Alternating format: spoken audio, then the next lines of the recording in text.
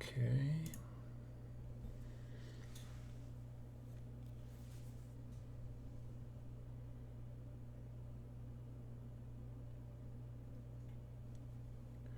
Why is it not? Okay. There we go. They keep changing things, and it keeps messing me up. But we shall muddle through. Okay, I think everything is cool. All right. Well, or as cool as it's going to get. Hope everyone's doing well this morning, or afternoon, or evening, depending on where you are. I have allergies today, as per usual. So I apologize in advance. All right. Let me see. We've got a bunch of people here. North Essex. We've got, let's see here, the Netherlands. We've got Herefordshire, Berlin, Edinburgh, Toronto, Ottawa. We've got Qatar, hot and dusty Qatar. That makes sense. South Yorkshire, Ludwigshafen. I think I messed that one up real bad, but I apologize. We've got Manchester, we've got Ohio, Ottawa, sunny DC, smoky California, Netherlands, Alabama, South Ontario, Cincinnati. Moderator Matt is in the chat. Evening from Bangkok, nice. Morning from Spokane, DC again, Richmond, Singapore, Greenwood, Poland, Eau Claire, Wisconsin, Australia, Hungary, Georgia. We've got Massachusetts, Florida. I like your videos. They help me become a Marine. Well, are you talking about a Space Marine or an actual Marine? Because either way, that's, pretty cool. But I appreciate it. Belgium, Connecticut, Australia, France, Quebec, Portugal, Ottawa, Florida, France, rainy Michigan. It's quite sunny here today, which is nice. I don't know what the weather's supposed to be like now that I come to think of it, but at least currently it's sunny. Russians stuck in Indonesia, North Yorkshire, Charlotte, North Carolina, Sheffield, Finland, Singapore, Little Rock, Marshfield, Wisconsin, Sweden, Las Vegas, South California. We've got Canada, we've got Wales, Peterborough, New York City, England, Warsaw, New Mexico, Zurich, West Virginia, Italy, Quebec, Canada, Saskatchewan, always a lot of fun to say. Namibia, nice. Northern Virginia, let's see here. Dallas, Uperland, helping me paint in Wales. I hope it helps. Argentina, greetings from Murfreesboro, Tennessee, the UK. UK. I visited Spokane back in '83. Well, there you go. I don't think I've ever been to Spokane. Been to Seattle, but not Spokane. Plymouth, Leeds, Essex, Denver, Colorado, St. Louis, Minnesota. For the first time, not sad. It's not my homeland, Wisconsin. All right. I'm at work. Looks like Necromunda terrain piece. That's kind of cool.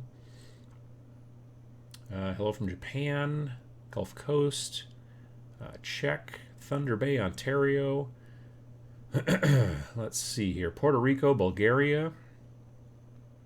Hello from a wet and windy England. Finland. Do you still 3D print? I 3D print once in a great while some terrain stuff. I 3D printed some...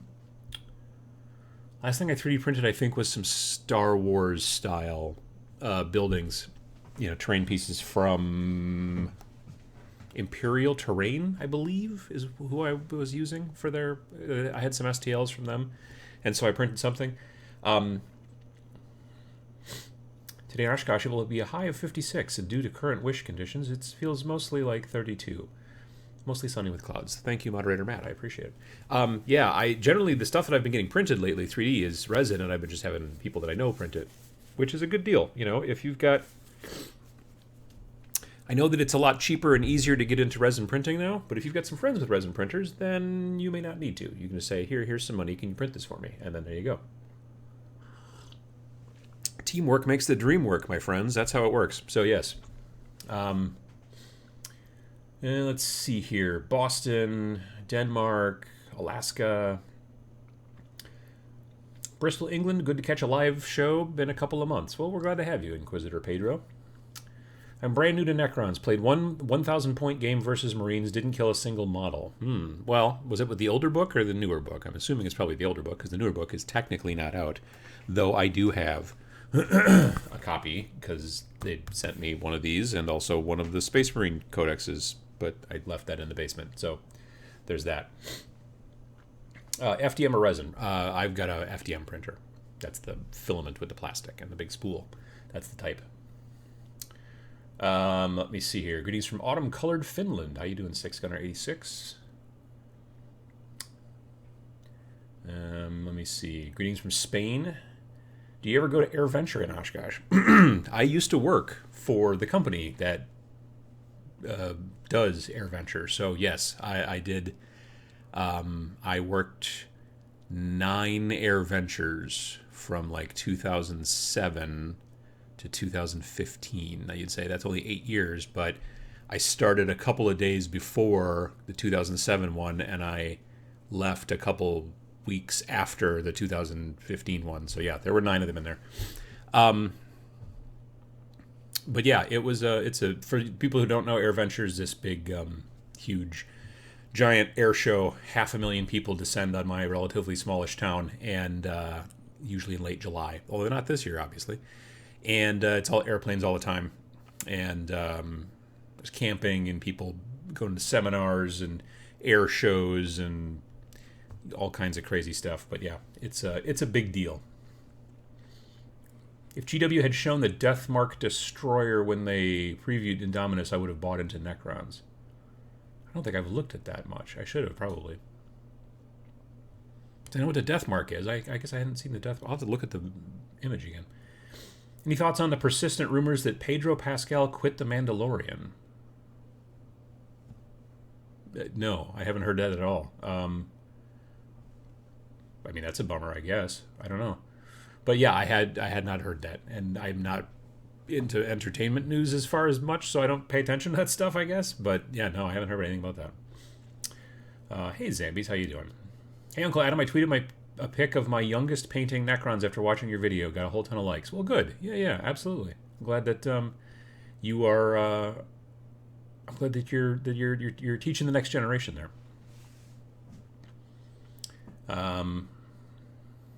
Let's see here. What else?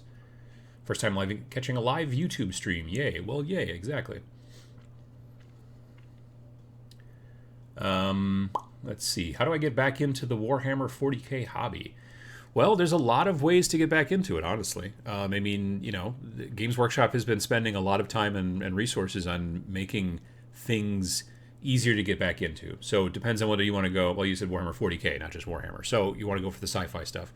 I would tell you to look into Kill Team, because Kill Team will allow you to build much smaller units, much smaller armies. They're called Kill Teams, strangely enough. And so, yeah, you could, excuse me, like I've got a couple of Kill Teams that are only 5 models, and I have a couple that are 6 models. I think my biggest Kill Team is maybe 13 or 14 models, and that's Imperial Guard. And I think you technically can't go above 20. So it's much smaller amounts of models. It's a smaller monetary investment. It's a smaller, time investment and all that kind of stuff. Kill Team, the book, the core book for Kill Team costs like $40, and then you just basically need terrain and dice and models, which that's, you don't need to buy like some special starter box or some special anything. You don't need special fancy dice. You just need the starter book, and then all the rules and all the army lists, basically, except for a couple, are in there. Like if you want to play Sisters of Battle, that's technically in a separate book. If you want to play Demons, that's in a separate book. But if you want to play pretty much any other army, then it's right there in that $40 book. So you don't have to buy a Codex like you do in 40K, stuff like that. So I'd tell you to do that. Let me see here. What's your favorite warband and warcry? That's a good question. I don't know if I have a favorite. Like right now, I'm just about finishing up my Nurgle warband, which I'm really looking forward to. Actually, if you've been watching me on Twitch the last last month or so, and if you aren't, you ought to. It's right here, twitch.tv/tabletopminions. Go give me a follow if you want to, and then you'll get alerts to when I'm going to be streaming. But generally, I stream Monday nights, 7 p.m. Central to about 10 p.m. Central, and Friday mornings, 10 a.m. Central to about 1 p.m. Central. And I've been working on Nurgle for the last couple of, like I said, at least the last month. I built 5 Putrid Blight Kings and painted them, and then not yesterday, what's today? It was Sunday. Friday's video, I basically finished the big Pusgoyle Blight Lord, which is the big guy riding the bug. I touched him up again some more yesterday. I'm going to finish him today, and then if you tune in on Monday night, you'll be able to see the finished thing. But I'm also starting a new project on Monday night. So the question was, what's my favorite? Currently, they're pretty good. I like Skaven a lot. I'm looking forward to doing Night Haunts as well. As far as the actual like normal like ones, like the ones that are made specially for Warcry, my 2 favorite are probably going to be Corvus Cabal and Iron Golems. Those are the 2 that I plan on making for the game, to have, different warbands for Warcry.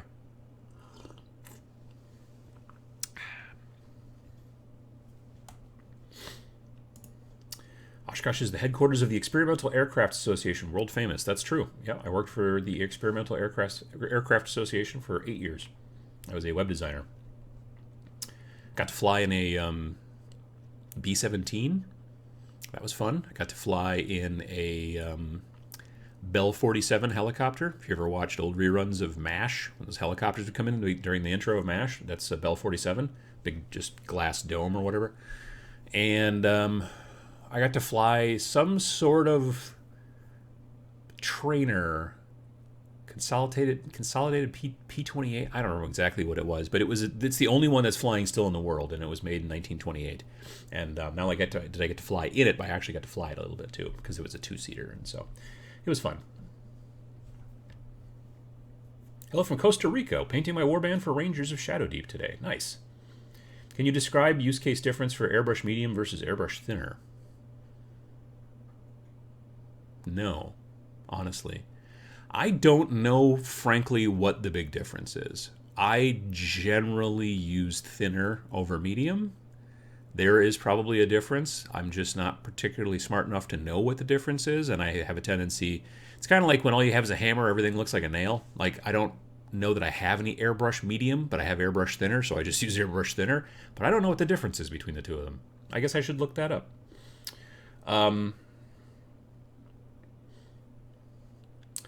Let's see here. Did you ever try playing Malifaux Impressions? Yeah, I did play Malifaux. I played Malifaux in 1.5 and version 2 as well. I haven't played in 3. And I didn't play that much, frankly, because partially it was very difficult to get anybody around here to play it. I built and painted like a couple different crews, Von Schill and Victoria's. I bought a couple other crews. I was starting to build whoever that necromancer is that's got all the like zombie prostitutes, I guess, is what they would be. I don't know. I don't know. It's a cool system. I love the card thing. I really enjoy using cards instead of dice, not just because dice are weird or anything like that. It's not that at all. It's that you have a very specific, like, with dice, you keep throwing dice and you'll always get different numbers to some degree. But with cards, you have a deck of 54 cards, right? And so you know that if 3 of the kings have been used up so far, there's only 1 left in there. Whereas with dice, you don't know how many, 6s are still left in that D6 because that's not how dice work. So that's kind of a cool thing. Plus, you also got to have a hand. A hair in my mouth? I'm sure it's a cat hair. You could cheat. Like, it was in the rules that you could cheat. It was called Cheating Fate. And so, like, if I had to try to shoot you and I took the top card off of my deck and it was a 6, and then you as your defense threw down a 9, you'd be like, aha, well, you didn't hit me. And then I'd be like, well, but hang on. And then you go into your hand and you'd pull out maybe like a jack. and that's how you could cheat fate. And then your opponent would get a chance to also potentially cheat fate, maybe throw down a king or a queen or whatever. And so it's like having extra dice rolls that you know what they are in your hand that you can pull out to replace the one you just did. And so, yeah, I like the card thing. I thought it was cool. You talked a little about it. What do you do if your army gets nerfed? And I personally have been struggling with that a lot. I mean, I'll be very honest. I'm not usually super interested in whether my army got nerfed to some degree or not. Like when I first started, I played Tau in 5th edition, which was a terrible time to be a Tau. But I was looking at it from the aspect of like, well, these guys will be really fast to paint because they all look kind of the same and they're not covered with all kinds of filigree and shenanigans and whatnot. They were just like, now, what I didn't take into consideration is that the Fire Warriors are a pain in the butt to build because they've got so many little tiny pieces. Like that little antenna that sticks off their little stupid helmets, that's also a separate piece from... Like, I swear to God, like every Fire Warrior was between... It was something like 12 to 16 pieces for a dude that's this size and is also just a straight-up troop choice. So they took a long time to build. But once I got them built, they took no time at all to paint. And then I found I was really kind of bored with them as a modeling army, and that's when I switched to Chaos, which also in 5th edition was not doing great. Their book was also quite old. But they were at least slightly better than Tau. So I've never been super concerned about competitiveness in the rule set and that kind of stuff because I am not generally that kind of player. But that all being said, there have been plenty of tournaments won by armies that are not in the meta. You know what I mean? They're not good armies. But then it's because somebody came along who was a very good player and made that happen. So I wouldn't follow that too much, which is why, like, kind of in that video, I was like, if your army gets nerfed, just kind of, you know, it very possibly is much ado about nothing because the internet will do that. Yeah, it's. I would definitely not tell you to like get rid of everything and start over. Now that being said, I got rid of my Tau with the help of Sam Lenz. He helped me sell the Tau. You may have seen that.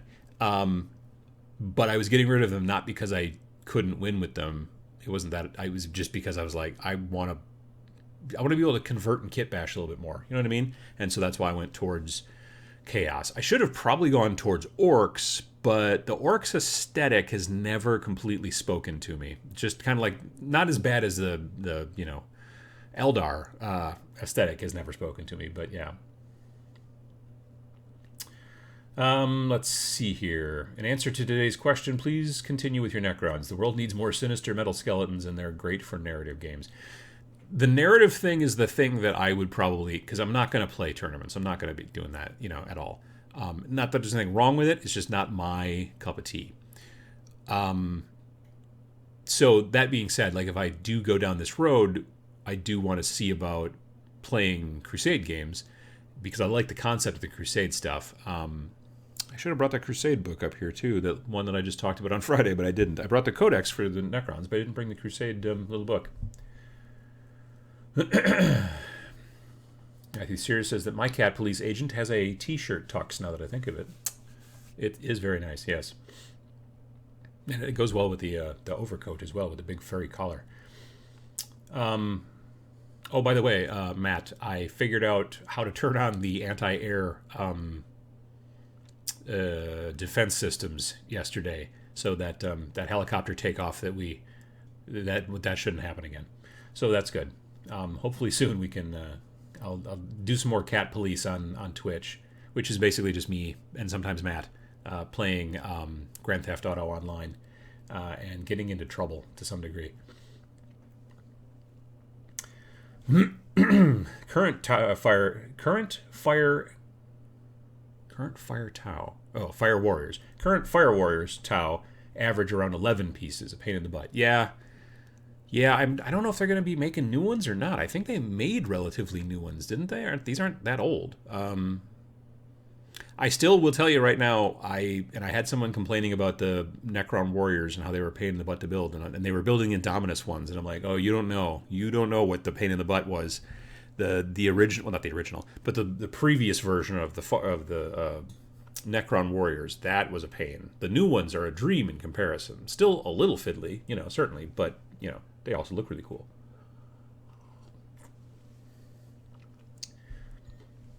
I'm really hoping for some good changes to Night Lords when the Chaos Codex comes out. I don't know when the Chaos Codex is going to come out. I'm assuming it will be soon. So they've come out now with basically, Space Marines, which they always lead off with Space Marines, it seems. And then you've got a Xenos with the Necrons, which makes sense because they were in the box. That totally makes sense. Next, now the question is, are they going to keep still doing them in twos? That will be interesting to see, whether every time that they come out with a new codex, they'll actually come out with 2 codexes. That will be interesting. I kind of hope they do, because they'll be able to get through them a lot faster. There may have been rumors, they may have even explained that that's exactly what they're going to do, but I haven't paid that close attention to Games Workshop news.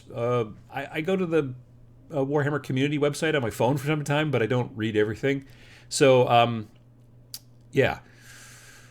Anyway, if they do, I would think that Chaos would be pretty quick. Like, I could see them doing a week or whatever, a release, if they're going to do them in twosies, where it would be like Chaos and what else? Chaos and maybe Space Wolves? No. Blood Angels? I don't know. Something like, Imperium and Chaos. I could see them double releasing like that. Does Crusade use power level or points? Power level, generally, yeah. I'm curious how Necron versus Tyranid setup would go. World campaign, not a minis battle. I don't know. I've never played Tyranids before. I would like to. I have some Tyranids built. I have a Tyranid warband, kill team built, and their bases are textured and they're even primed. And I'm just trying to, in my head, figure out what's the actual paint scheme. And I haven't completely nailed it down yet, but I do want to do it. I do want to use color shifty paints on the from like TurboDork on some part of them to make them cool, and like on their carapace to make them cool and color shifty. So there's that. Crusade has become my new jam. I didn't think it would be as fun as it is. Maybe it's the group I'm playing with too. It very frequently is, yes, definitely. But our current campaign is so fun with the Crusade bits added. I mean, group is sometimes, actually, very frequently, group is the most important. You could have a group that just really works well together, could be playing a terrible game, and still just really having fun, because it's really about the people. When you're playing social games like this, you're playing tabletop games, which are designed to be played generally in a social setting, person to person, looking each other in the face and whatnot. Yeah, that's absolutely the way. And even video games. I have played, back in the day, I played an MMO for probably 6 months longer than I would have, because I actually ended up hanging out with like a cool group of people that I liked, and so we would play like every Wednesday night or something like that, and that was the fun. So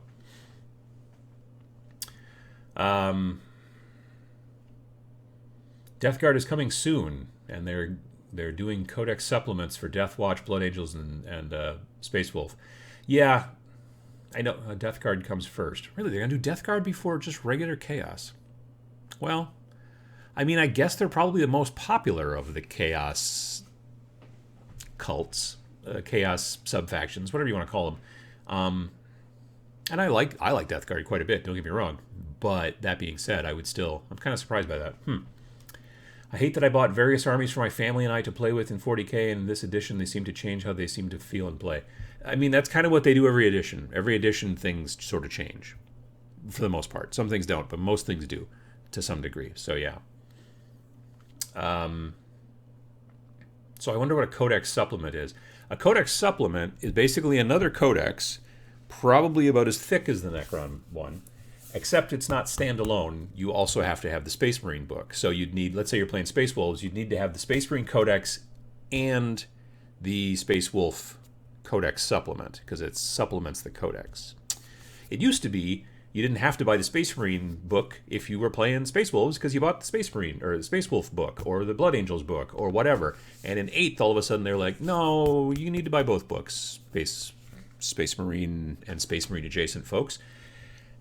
And I don't agree, but I haven't agreed for a long time. I haven't agreed since they stopped making the Black Templar Codex by itself, and they decided to fold them into the Space Marine Codex and not even give them a supplement. They get basically nothing. So there you go. That's how that works. Do you ever play Warhammer RPGs? That's how I use my army since I don't play tabletop as much. No, I haven't. I'm not really a big RPG player.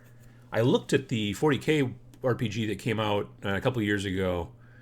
and now somebody else owns the rights on it. But I looked at it, but not super hard.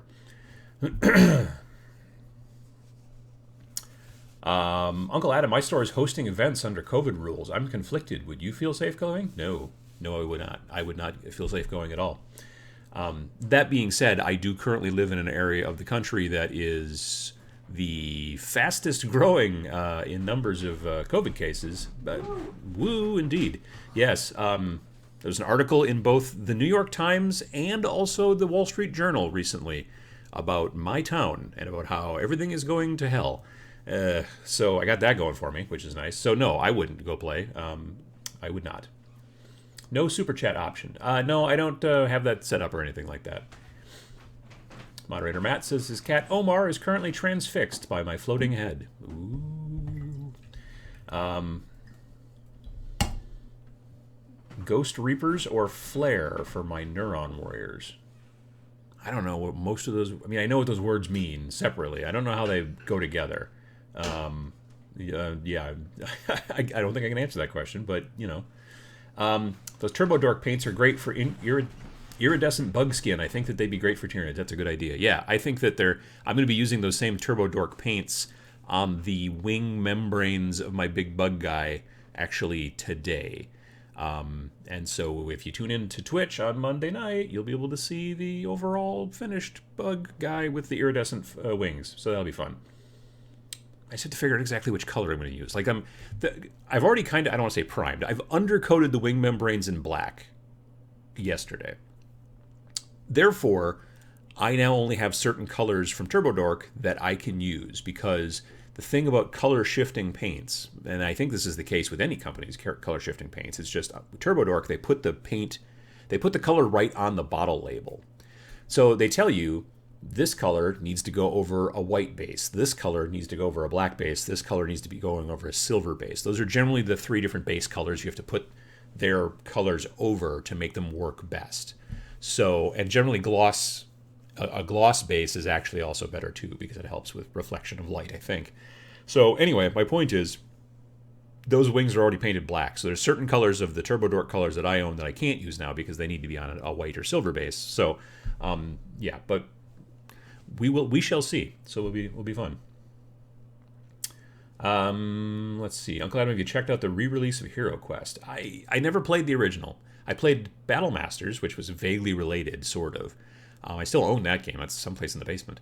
But yeah, I never played HeroQuest, and I saw that they were going to do... I thought it was going to be a Kickstarter, and they said, nah, we'll build our own Kickstarter.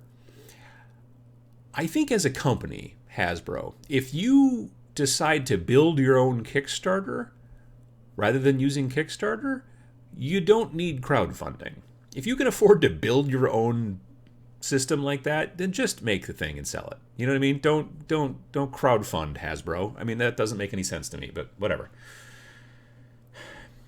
Good morning, everyone. Not 40k related, but I'm really interested in starting Warcry. Warcry is also very cool. I like all kinds of games. At this point, should I wait for the new starter set or pick up the original at my FLGS? I would tell you, if your local game store still has the original starter box, I would tell you to pick it up, because the terrain in it is very cool. The armies in it, I like the Iron Golems. I think they're very cool. I completely forget who the other force is in that box. They didn't really imprint upon me, let's say. But the Iron Golems are very cool. But even if you're like, I don't like either of those armies, you could probably shift them on eBay if you really wanted to, if you're going to play with something else. But the terrain is spectacular. So if your local game store still has a copy of the original starter, I would totally tell you to pick it up, because it's a great set of terrain. A lot of fun to paint, too. Randall says, as a regular Chaos player, Iron Warriors, it almost seems like we're getting skipped on the 2W thing until we get our Codex. So that's how the rumors I've heard are going. I don't know what the 2W thing means. Sorry. Hello, Adam. Greetings from the currently dark side of the Earth. 10:30 p.m. where I am at. Yep, it's weird how that works, you know? I mean, I understand it. I'm not saying... I don't believe in the flat Earth. Let's just say that. But it is odd sometimes, just like you think about, like... I had this thought yesterday. I was thinking about somebody who was like over in the UK, and I'm like, oh, they're like 6 hours ahead. Like, they've missed so much of the day because they're already that much farther ahead. And then the rest of my brain went, no, that's not how that works. And I was like, yeah, no, you're right. That's true. But it just seems weird. They're like, people are ahead or behind and stuff like that. But, I understand why it works. I guess evidently, in China, they've just decided it's all one time zone, which is weird because China's huge. And so, yeah, but a guy that I used to work with, his wife was from China, and yeah, China is evidently on just one big time zone, which is kind of crazy. My poor Black Templar, yes, same here. I was all in on Black Templar in 6th. I don't remember anymore. And then all of a sudden, like then it was either like 7th or whatever came out, and I was super excited. And then they're like, oh yeah, no, we're not going to be making a Black Templar new Codex. That we're just putting them into we're kind of folding them in. They've got a couple of pages in the new Space Marine Codex, and I was super duper sad. 2W equals 2 wounds. Oh, I was thinking 2 weeks. Gotcha. Okay. Now I don't remember what the question was anymore. Looking it up. Hey, JP got rockets. Oh my goodness, I was way behind. Cat Police is an RPG. Yeah, sort of. I mean, that's the way we play it like that a little bit. Here we go. Randall. As a regular Chaos player, it almost seems we're getting skipped on the 2 wounds thing. Oh, yeah. Yeah, I don't know. I mean, here's my opinion. It makes sense that Space Marines, normal, tactical, old-school Space Marines, are 2 wounds when a Guardsman is 1. It never really made a lot of sense that Guardsmen and Space Marines had both the same amount of wounds. So now they've bumped up Tactical Marines to be 2 wounds. I personally think that Primaris should be 3, but that's just what I think.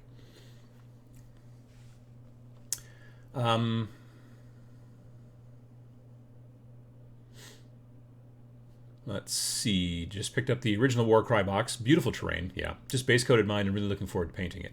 It is a lot of fun. The wooden spiky parts are, first of all, very pointy. So when you're holding on to them, be careful. Number 2, there's a ton of detail. Like the more stone kind of ruins, those paint up crazy quick. They're really easy to paint. But the wood parts, because there's so many skulls and all that kind of stuff, so if you get in there like me and want to paint every little skull, it takes a while, but they do look gorgeous when they're done. JP Got Rocket says, Hasbro/Pulse, why does a multi-billion-dollar corporation need to crowdfund any project? Yeah, that's a good question. That's a very good question. I do wonder about that.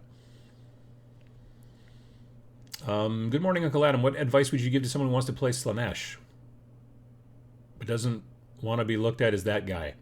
I don't know anything about Slaanesh, unfortunately, and I don't know what you mean in that as it relates to that guy. Like, are Slaanesh really tough?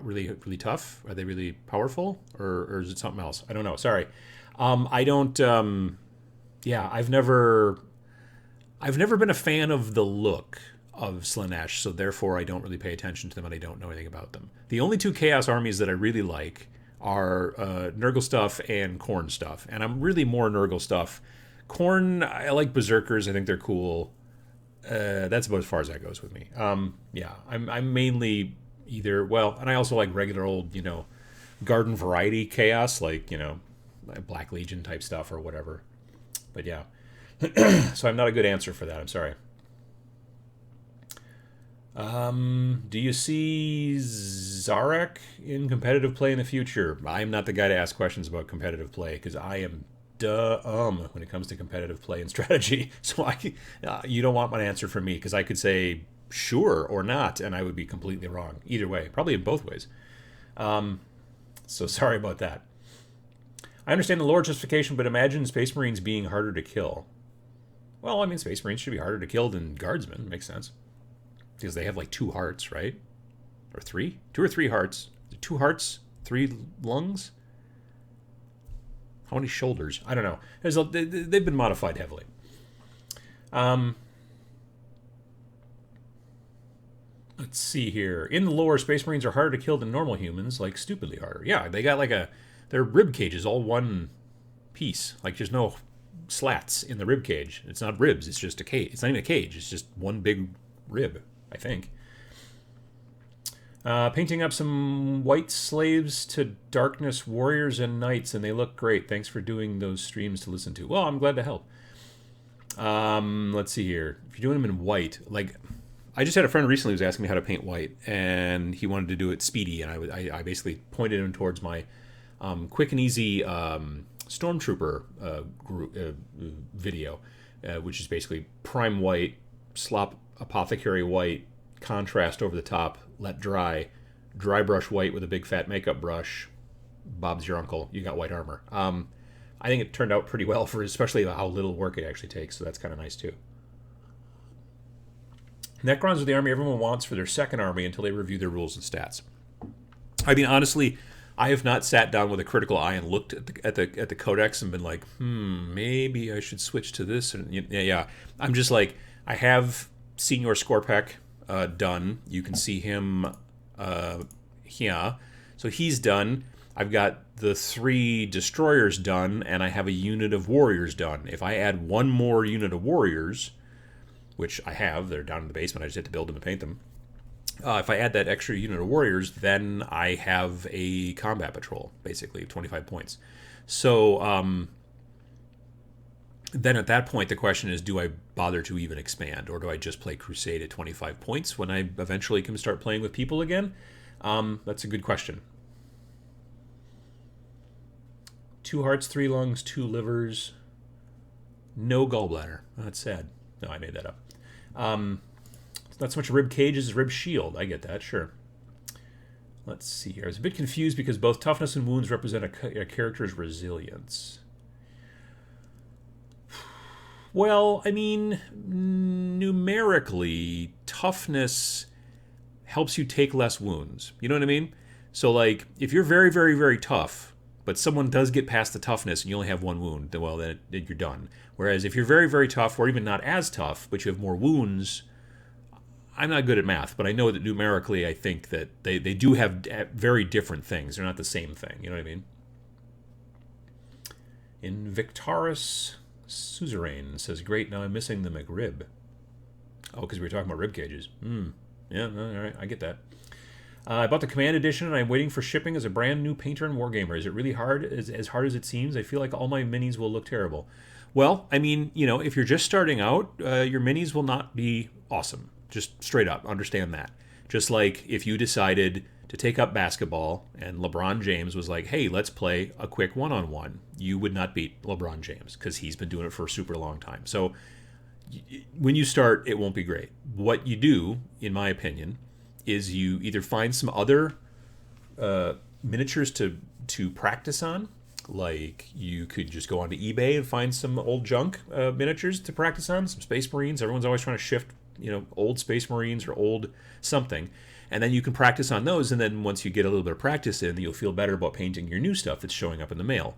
Or go to your local grocery store or department store, or go online and order yourself a bag of army men. Army people? Do they make army people? Yeah, they must, probably. Anyway, cheap little plastic green army people. And then prime up a bunch of those and practice on them. Paint them the right colors. Paint them different colors. You know, do whatever you want. Getting used to using your brush and having that kind of, you know, follow some, you know, I just did a video recently about the things you should do as a beginner to get into painting.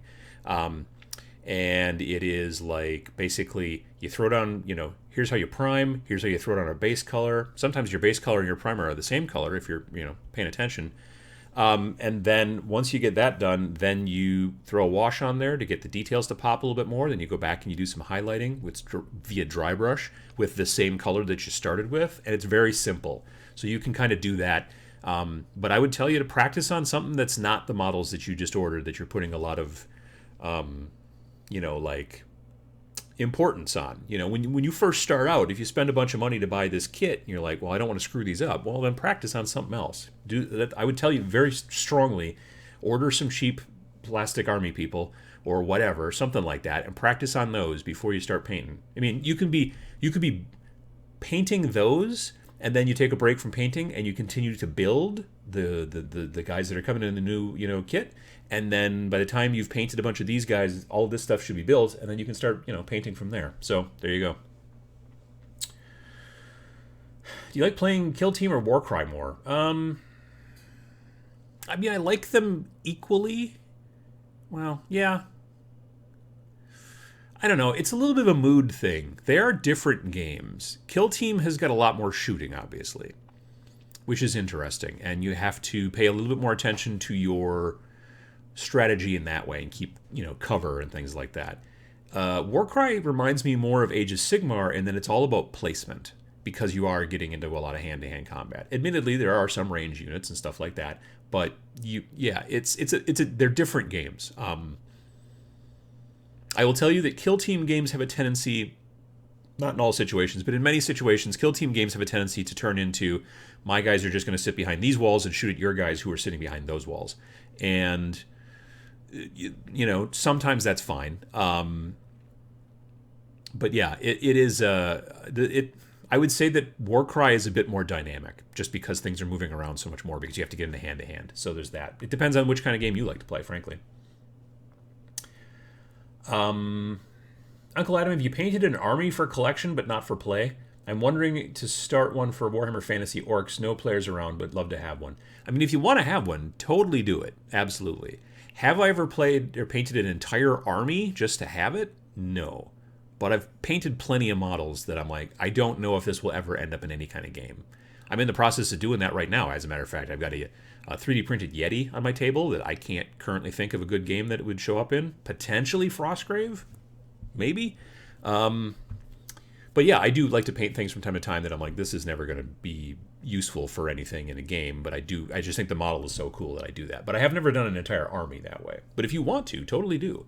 I mean, there's plenty of people who do just buy, like, maybe it's Games Workshop stuff. Maybe they build an entire army of stuff from Reaper, or from, maybe they get into Malifaux, like we were talking about a little bit before, and just build crews because they think they're cool. The Malifaux models are spectacular. I would say that they're every bit as good as GW stuff right now. They're probably, I would say, the stuff from Weird Games, from Malifaux, is probably the closest competitor in quality that Games Workshop has in the industry right now. So, yeah, so they're great. Some of them are very hard to build. They're difficult because they're very, very tiny. There's so many tiny little pieces and stuff like that. But yeah, you can do some really interesting stuff with that stuff. But that being said, I've never sat down to actually build and paint an entire army just because I think it's cool. But that's just because I've got lots of stuff I want to get done for playing. But if you don't play, but you enjoy painting and you want to build an army and just set it up and have a super cool looking army and things like that, that's totally doable.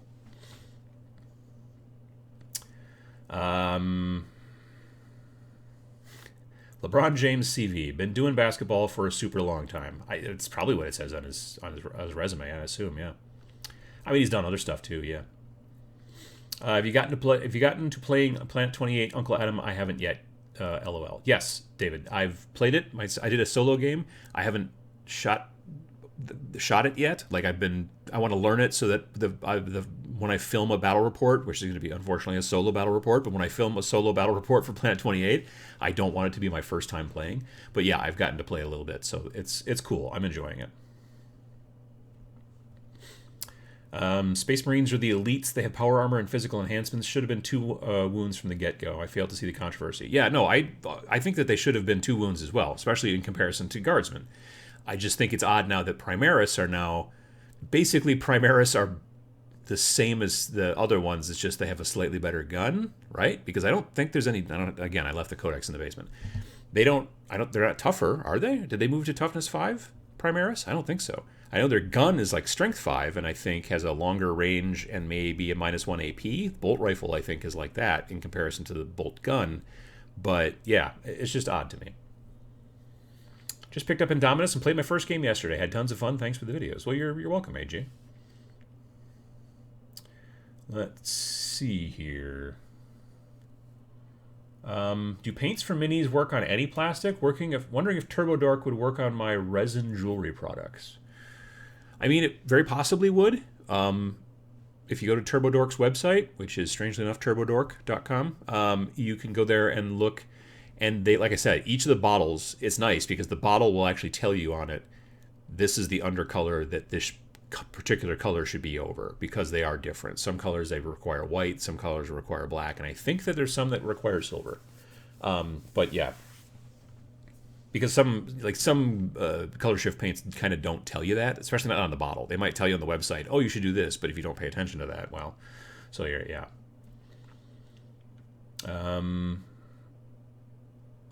What's your next Kill Team or Warcry project? I think it's going to be Warcry. It's either going to be Night Haunts or Iron Golems, or it's going to be Gloomspite Gits or Stormcast. I have those four guys, like, I have those four groups. Oh, and Corvus Cabal. I have 5 different armies currently, like, at least this is what I want to do. Like, I have a color scheme for the Stormcast that I want to try, because I've never, I don't want to go, like, gold and blue, like the standard. I kind of want to go more, I kind of want to go with the metallic being more silver. And I want then the part that would normally be blue on the Stormcast actually to be either black or a very, very, very dark gray.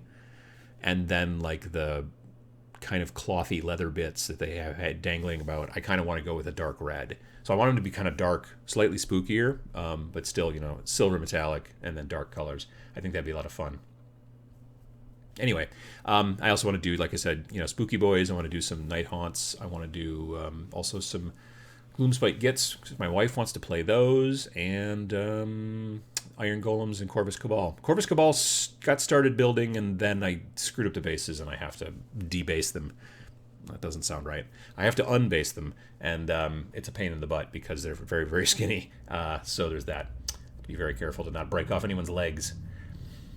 Do we know if there's going to be another run of Indomitus? There seems to be a lot of demand, and the prices are quite high on eBay. See, that's so weird, because, like, both local shops that I can think of here in town easily are each sitting on a dozen copies.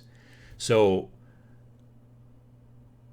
check your local shops before you go online. Now, you may not have a local shop. You may live in some part of the country or world or whatever where there's just not much in the way of local shops. Maybe you have to travel a little ways to get to a local shop. Maybe it's a 45-minute bus ride or train trip or something like that. But call ahead and be like, hey, do you guys have Indomitus? You know, because, like, find out before you immediately go online, because the people who are selling that stuff and gouging you online on eBay are hoping you don't do that. Because, like I said, at least around by me, most of the local shops I can think of, 2 here in town, there's at least another one that I can think of up in Appleton that I know has got easily another dozen copies. So, like, it's out there in the wild. You can buy it for regular price, but you have to look a little bit. But if you go online, well, there, you know, you're going to get gouged on eBay. And I don't think that they're going to do another run after that made-to-order thing. I could be wrong, but let's see here. How can I motivate myself for painting? I burn out with Indomitus box. I've made lots of videos about how to keep motivated.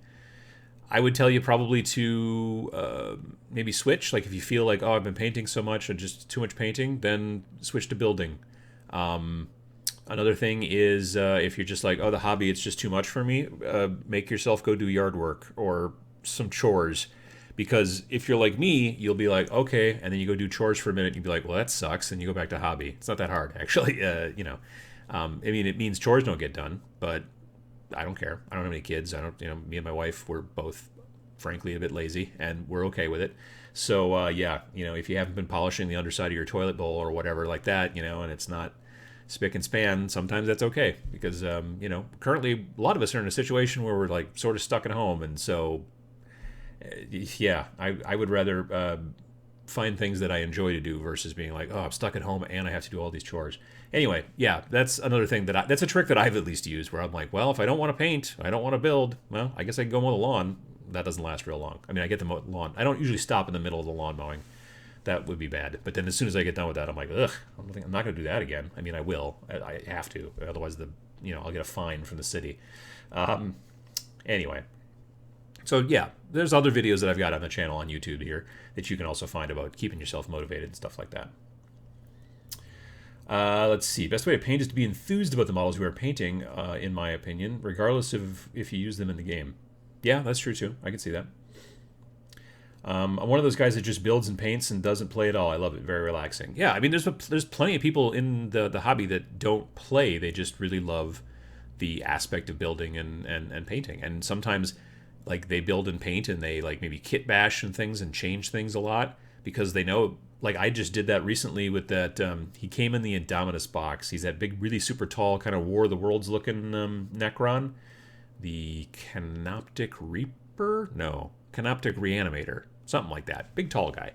I built it, and then I was like, I'm never going to play this in actual 40K. I don't see, because it's really only something that's going to work well in a big, full-blown army game. It's not going to be, So I was like, it's pretty cool, though. It's a great model. So I just, kit bashed it and added a bunch of cool stuff to it. And I've had this little sort of side project going for the last year or so where I've been building, like, bigger robots from predominantly Games Workshop and modifying them.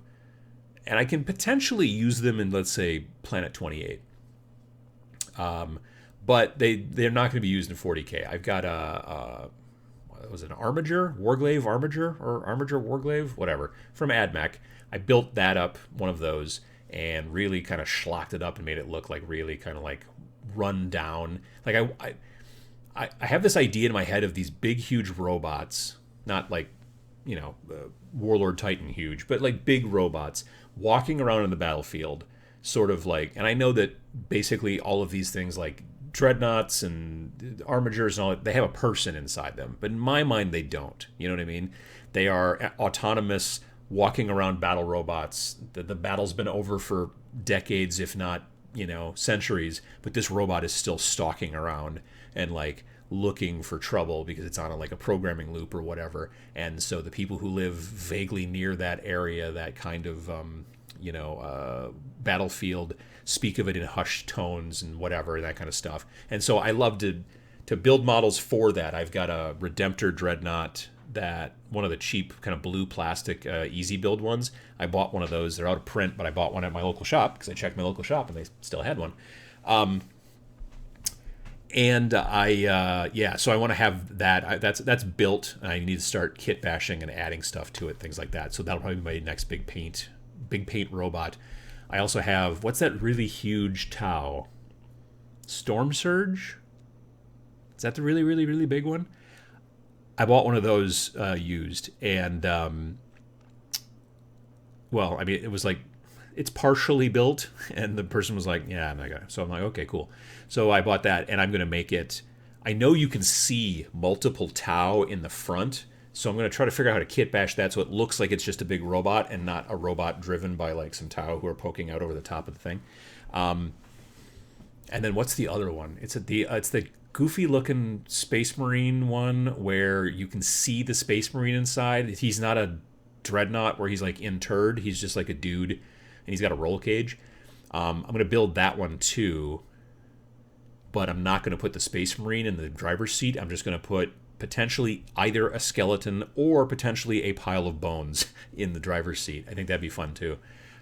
So anyway, yeah, that's just a little side project I've been messing with for a while. I forget why I started talking about that.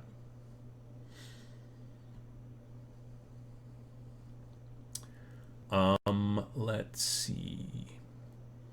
Took me almost 10 years to build and paint everything from the 1998 epic Warhammer 40,000, but it's all done. Nice.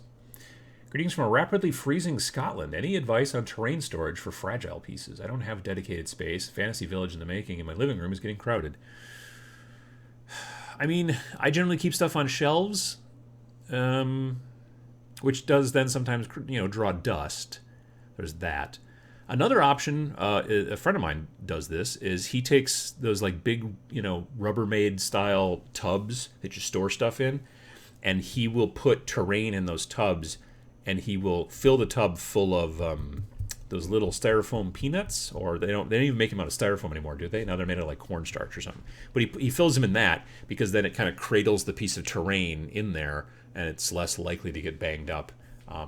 But you then generally need a few more of those tubs because you can't maybe Tetris as many pieces in there as you might like. You know what I mean?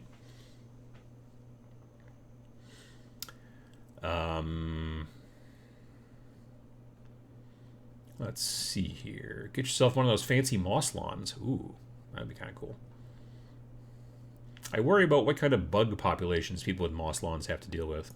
That's also a good question. Thanks for explaining about ultrasonic cleaners in the past few live shows. My airbrush is back in action again. Nice. Good to hear it. Now back to work on a few kill teams for me and my friends. Cool. The $400 one? Oh, gosh, no. No. Like I said, I think it's a Storm Surge. It's got a big gun on his shoulder. I don't know. Looks like a robot. I know that's most things Tau. I get it. I've always just painted in Kitbashed. I used to read some Black Library for fun. That was years ago. I think I've only ever played 2 games. Last time I played Kill Team was a pullout in White Dwarf. Oh, yeah. I remember a old time ago. The Canoptic Doomstalker is almost out, which is the tall robot Necron with the giant gun on top. Oh, I haven't seen that one. I'll have to check it out. Storm Surge is the more normal one, and they have covers available in places like Shapeways. Oh, that's kind of cool. I should look at that, because then I could put some covers over them, and then you wouldn't notice that there were, or I could just put more skeletons inside. But then it wouldn't look like a robot. It would look like, well, I don't know. It's a good question. Invictor Warsuit. Is that the name of it? Ugh, yeah, that's not great. I mean, the model, it just looks weird. Because if I was, like, on the battlefield looking at this robot thing coming towards me and I could just totally see the dude inside, and he's got a roll cage, and that's it. I mean, like, you guys couldn't put up, like, I don't know, a piece of gauze or something to block at least line of sight, something? No, it just, he's fine. He's in armor. It's good. I mean, admittedly, he is in armor. He's in Primaris armor, so that's fine. But still, I don't know. It just seems to me like they could have put an extra layer of armor between him and, everyone shooting at him. So, yeah, I thought that model looked weird to me, and I was just like, nah, I would never build that. But when I looked at it one day, I don't know where, and I was like, and I went and looked at the sprue, and I'm like, I can make it so that guy is not in there. I may have to model like a seat a little bit. You know what I mean? I might have to use like green stuff or something to make it look like old, torn, almost like cushions. Like not cushions like, a nice soft cushion on your couch, but like, like the, I don't know, vinyl cushions or something. Whatever. Anyway, what do pilots sit on? They must sit on a cushion, don't they? Anyway, yeah. So I could model that and then just put like either a skeleton in there. But in the real world, skeletons don't stay together. Once you are kind of dead and you start to rot, eventually those bones will just tumble. You know what I mean? For the most part. Anyway, so yeah, I have a box of skeleton parts from a company called Wargames Factory, I think. So I could just put like a rib cage and like a bunch of arms and feet and stuff like that and whatever, and then like maybe a GW skull in there, because I like the GW skulls a little bit better. I think that'd be a lot of fun.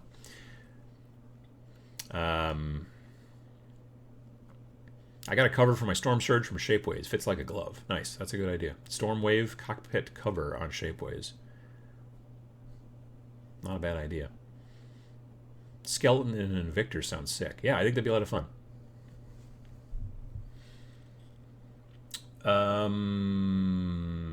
Let me see here. Sounds fun. Abandoned Psycho Killer mechs are cool. So yeah, that's and I've been putting little banners on them and stuff like that, covering them in skulls, things like that. Is there a specific ultrasonic cleaner you would recommend? My airbrush won't get fully cleaned even with special cleaning brushes. I've never used those cleaning brushes. There's no brand. I want to say that the one on the brand on my particular ultrasonic cleaner it says Magnasonic, which makes me think of Magnavox and Panasonic, and someone just was like, just squish those together. It's fine. It's just some weird Chinese whatever brand, here's what you do. You go on Amazon and don't spend more than about $30 and get yourself an ultrasonic cleaner. And it will probably last you for a decent enough amount of time that at $30, like if you have to buy one in 2 years again, if you like use it a ton, you might have to. I've had one die on me, I think. It just stopped working one day. Just you push the button and nothing happened. But yeah, it's that you don't have. There's no brand. I've just whatever cheap thing you find on Amazon. The other thing too is also keep your airbrush wet. Like keep it when you're not using it. Keep it in water. Distilled water is possibly the best, just because then there's less mineral deposit kind of shenanigans that can potentially happen. But yeah, that's the way to go. I've had this airbrush now for not quite a decade, but nearly, and it's never been clogged. But that's because like right now, if you went down in my basement and you went to the weird little Harry Potter room underneath the stairs where I do my airbrushing, you'd find it sitting in my ultrasonic cleaner down there, just chilling, just being wet. And you never get dried paint stuck in the inside because it's never dry. I missed the colored rod with the Necrons, but I can see that it might be easier to paint with the newer sculpts. It is, yeah. After doing previous school, the previous version of Warriors, I built a bunch of them for, not a bunch, but enough, for my not Warcry, kill team. And they were, yeah, I put the rod in there and I didn't prime over it or anything. I did it the normal way, and it was a bit of a pain in the butt. But, it is what it is. The new ones, I prefer the new ones in many ways. I would love to watch you, paint that Storm Surge on Twitch if you get around to it. I mean, that could be one of the projects. So far, like the Canoptic Reanimator, I've showed that off on Twitch while I've been waiting for stuff to dry on other projects that I'm working on, but I didn't paint it on Twitch. I painted most of the Indomitus. I painted the Indomitus stuff that I've painted. Other than that, I painted on Twitch. But that thing was kind of a side project, and I just worked on it here and there and stuff like that. But yeah, so you could see it on Twitch, but I just haven't. It's sitting on my table, but I haven't worked on it yet on Twitch. And it's basically done. It needs to be varnished and then maybe just a little bit of highlights, and that's about it.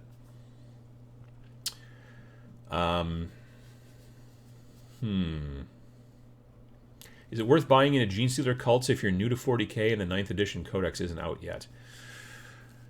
Well, I mean, and this is what I tell people most of the time in these situations. If you're interested in the army, but you're like, well, I don't know when the Codex is going to come out, just start working on troops. Like, if you're like, I need to start playing as soon as possible, then if you absolutely have to start playing at a competitive level as soon as possible, then you probably are only going to want to get into Space Marines or Necrons right now. And then build them, paint them, whatever, and you can start playing instantly because those codexes are out. If you're like, I need to have the best possible codex available to me, then you're going to have to wait. In between, what you could do is, like, I like Gene Stealer Cults because they're so cool looking, which they are. I think they're great models. You could just go and start building and painting troops because you're always going to need troops, if you get real fancy and start working on some elites that are like, well, these are going to be great or whatever, you may find out that the rules change a little bit and they're maybe not as good if you're concerned about competitiveness or whatever. If you're not concerned about competitiveness, then kind of do what you want. You know what I mean? Like, that's one of the benefits of, in my opinion, not being a competitive player is I can be like, I'm going to paint this guy because he's super cool and I just want to do it. And I'll make him work in my army, or he'll be in my army and not work, but it'll still be something,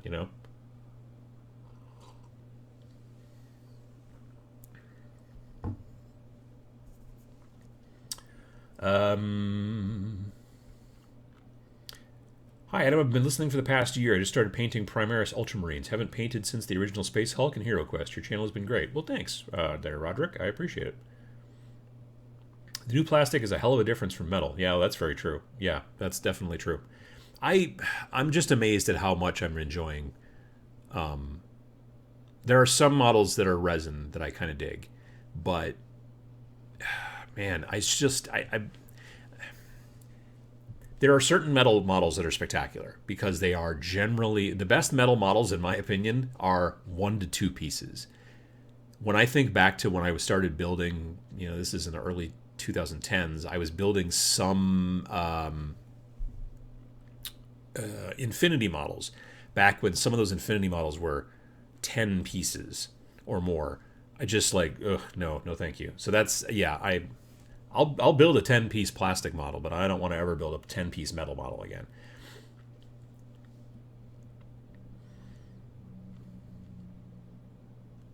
Is the Deathwatch Kill Team box a team for Kill Team? Yeah, mine is.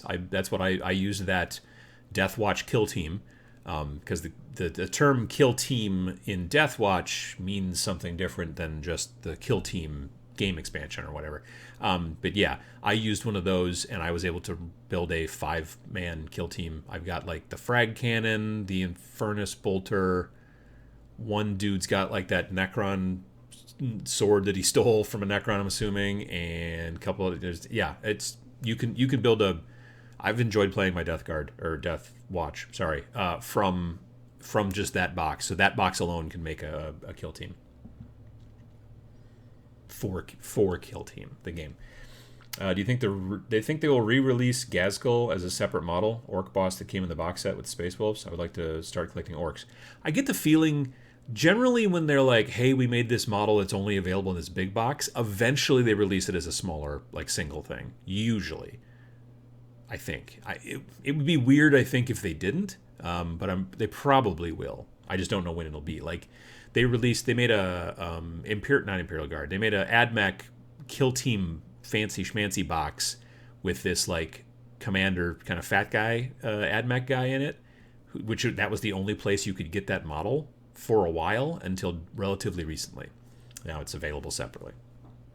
I can't think of his name, but he's kind of tubby for a AdMech.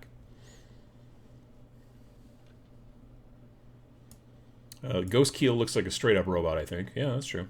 Shapeways also sells a way to make Storm Surge holding that big gun instead of one on the shoulder. Oh, that's kind of cool. Guy is there to block the delicate machinery from incoming fire. That makes sense.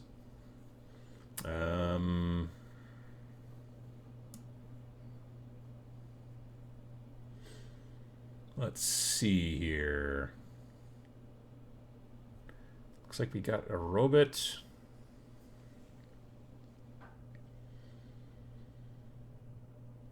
I thought the Invictor suit seemed like it should be a scout thing. Yeah, a little bit.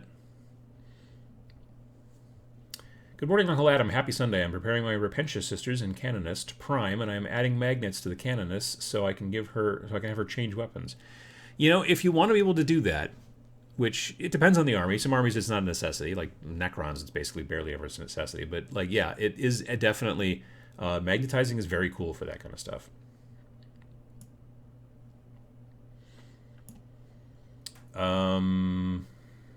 Let's see here. Any advice for someone starting out on minis and needs to mix colors to get near what he's looking for? I'm not a big fan of mixing colors, and that's personal. I'm not saying people shouldn't do it. Don't get me wrong. I just don't like doing it myself. Because of that, I have a tendency to buy a lot of colors, so I don't need to. One great way for that is to buy sets of colors sometimes if you can. Like the Army Painter makes some great sets. I've got their mega set, which is their biggest, I think. And so there's lots and lots and lots of colors in there. And some colors you even look at, like, in the bottle, and you're like, these look like nearly the same color. But when you put them on the palette, they're a little different.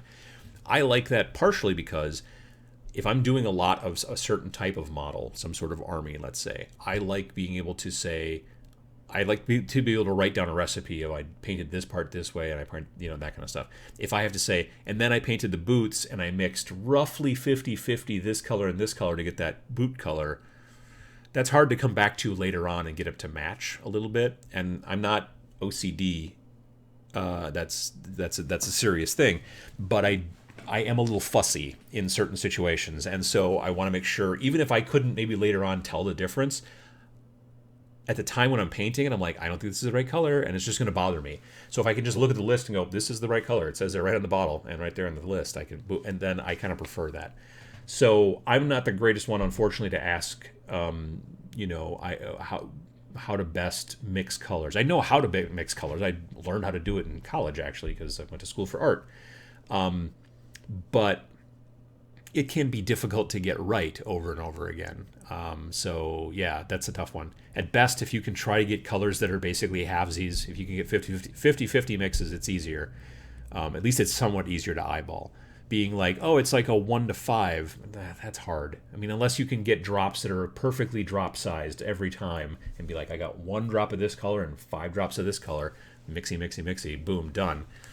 I don't know. It's up to you, but that's kind of the way it works.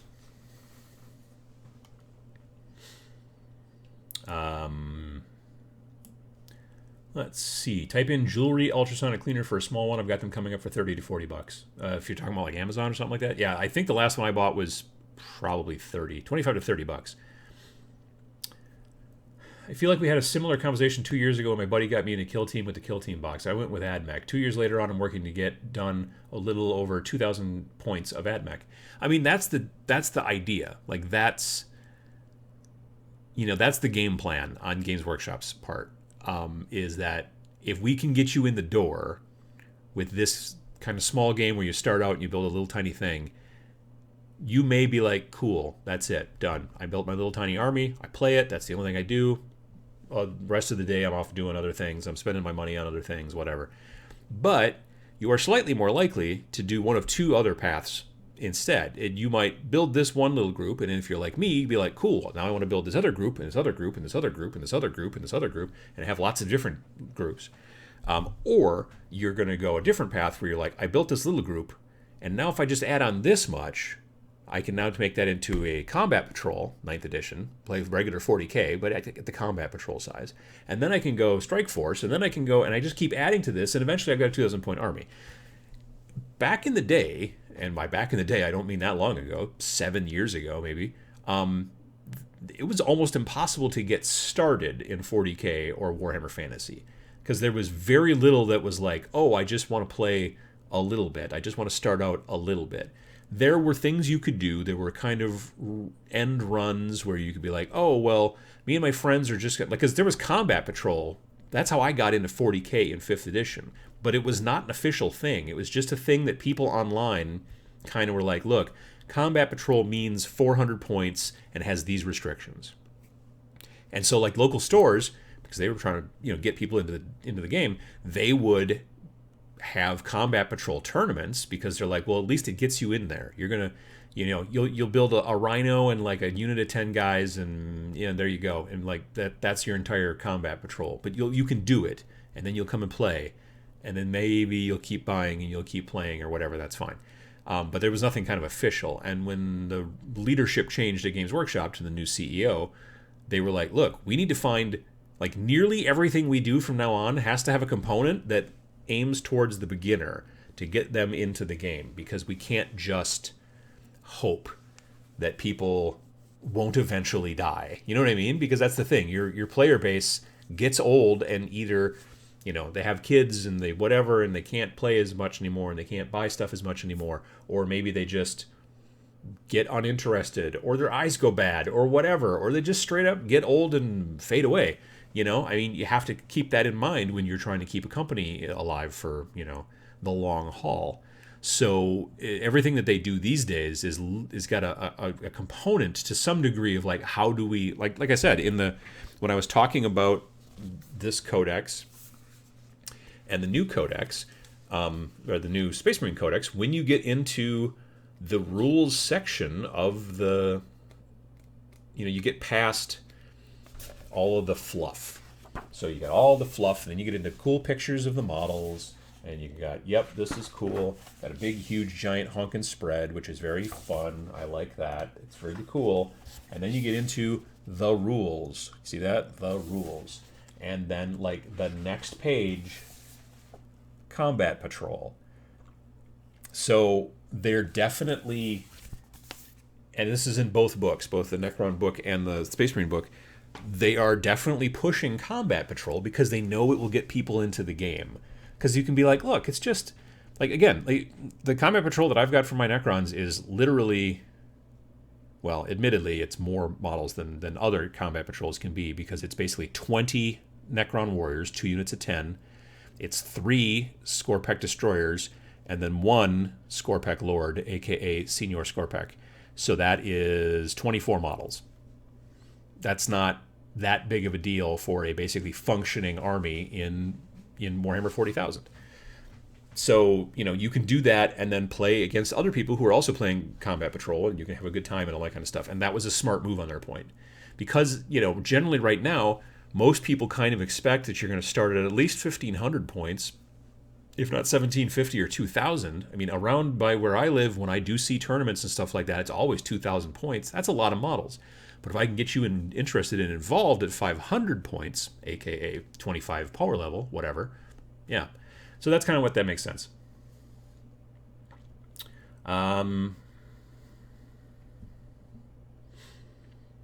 Our Turbo Dork airbrush only. No, I'm going to be putting them onto the wings of my Pusgoyle Blight Lord, Blight King, Blight Lord, whatever, with a brush.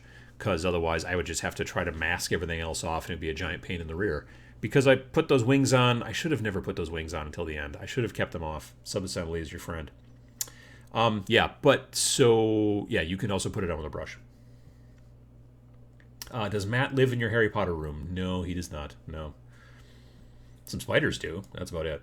My current problem is too broke for the paints I'm looking for. I would be waiting a couple of weeks to get them, and I want to finish the ones I'm working on versus waiting on for.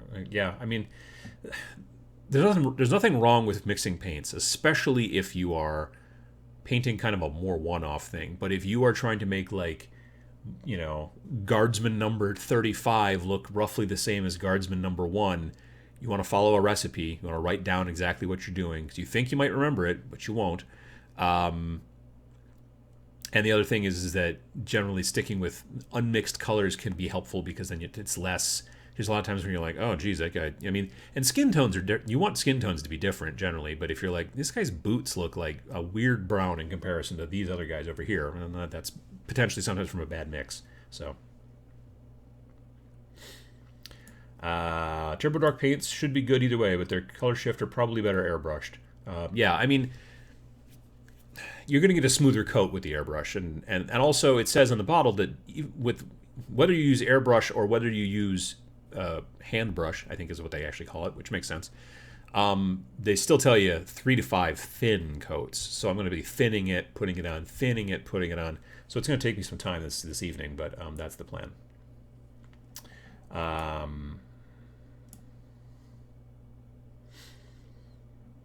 Let's see here. Glad to watch this live for once. Well, we're glad to have you, Jordan. Hey man, huge fan. I used to be really intimidated by painting my 40k army until I watched your videos, and now I'm winning local paint competitions at my game store. Well, it sounds great, TJ. I'm glad to hear it. I'm glad to hear you're doing well with that stuff. That's a lot of fun. Current Codex is always great for inspiration, stories and stuff. Yeah, I do want to go through the fluff. I don't know a ton about the Necrons. I have a general idea of what their overall deal is, but I do want to go through and kind of check it out. And like I said, this new codex is about, what did I say, 45-ish pages of fluff? Which I was talking to someone just recently who works for a Games Workshop store, and they were telling me that the folks at GW do not like the term fluff. Lore is the preferred nomenclature, dude. But I can't stop myself from saying fluff, so I apologize. What was the thing that someone was just talking about? The Deathmark Destroyer? I'm trying to look for a Deathmark Destroyer. Necron Warriors? Nope. Well, let's look in the back, shall we? How about that? Silent King, blah, blah. Tesseract Vault. Yep. Tomb Blades. Nope. These are all big dudes. Lichguard, Deathmarks, Hexmark Destroyer. Is that the same thing? Oh, yeah, the Hexmark Destroyer with the eyes. Yeah, that guy is kind of cool. I kind of want one of those just for funsies. Technomancer, Psychomancer, Chronomancer, and Plasmancer. They should start a band. This is what they should do. Crisis Protocol minis have got some small fiddly bits. I have heard this, yes. That game is becoming more popular in my area, which I think is cool. But 2 issues is, number 1, the models are hard to build, from what I've been told. Secondly, also, from what I've been told from some painter friends of mine that I trust implicitly, they've said that they're also a little low on detail.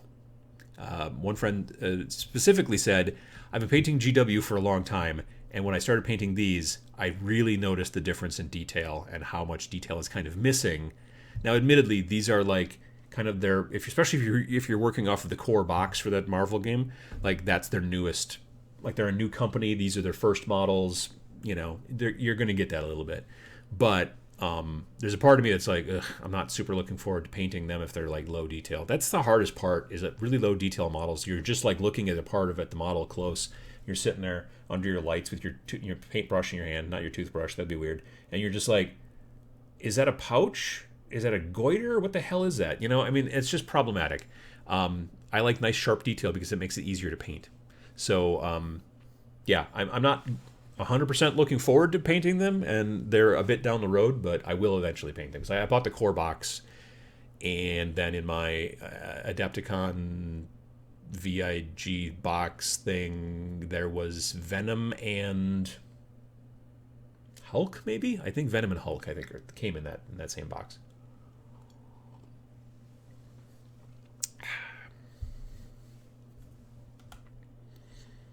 Rackham Miniatures metal models were pretty awesome. That's true. The confrontation stuff was very... Those are still highly prized by fancy schmancy painters. Hexmark. Yep, the Hexmark looks kind of cool. That is, I have seen that model. I like the idea of mix and matching the body parts and want to get into painting. I care less about the company in the game. Any recommendations?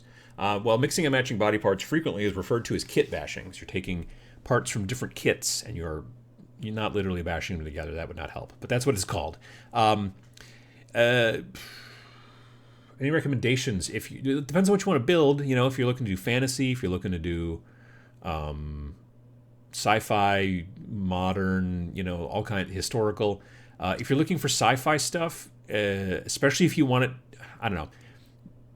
I have bought over the last couple of years, I've bought nearly all of the different kits that have come out for Necromunda, mainly because they are so great for kit bashing. Now, that being said, I'm also starting to actually get into Necromunda a little bit as well.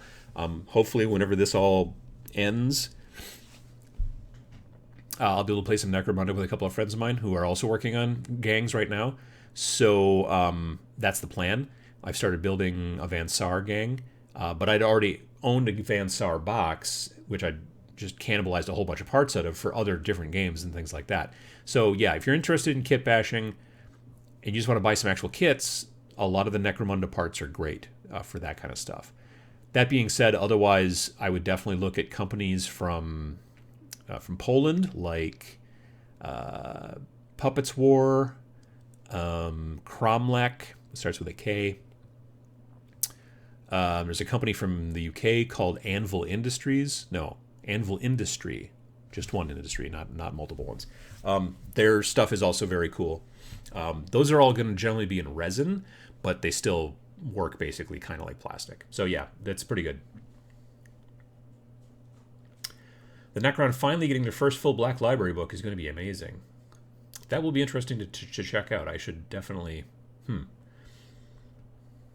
Necron's my next army after I finish my Tyranids. Nice. They meant the Hexmark Destroyer, I'm sure. Yeah, the Hexmark Destroyer is a cool looking model. Uncle Adam, what would you say are your top go-to contrast paints, assuming Black Templar and Apothecary White are givens? Snakebite Leather, absolutely. Wildwood, I use quite a bit. Blood Angels Red, also very, very good. I use that on, like I was using that on a lot of Nurgle stuff because you got like, oh, there's an open wound. Just put a little bit of Blood Angels Red in there. Boom, done. But yeah, Snakebite Leather, Blood Angels Red, Wildwood, which is a really dark brown. What other? Agaros Dunes and Skeleton Horde, also very good. So yeah, those are the ones that I can think of that I use the most, I suppose.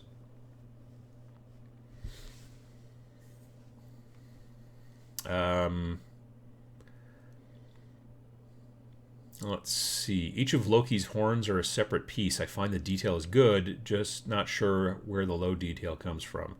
That was just what a friend of mine was telling me, who's a very good painter, and he was like, yeah, I just really noticed the difference in detail on these models in comparison to GW stuff, and so he said he was having a hard time finding some detail in some spots.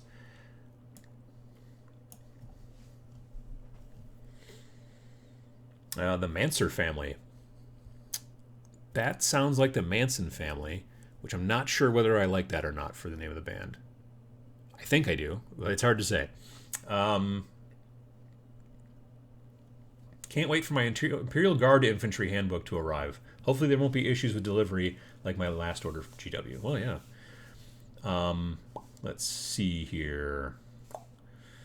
I also want the Psychomancer. I don't think I've seen the Psychomancer model. I'll have to look closely in there because you know, in the actual data sheets they just show you like a little circle with just like their head, and you're like, I can't tell. Like honestly, on the Mancer family page, which is probably what I'll call that spread now, like it's hard to tell. You don't see much of the model.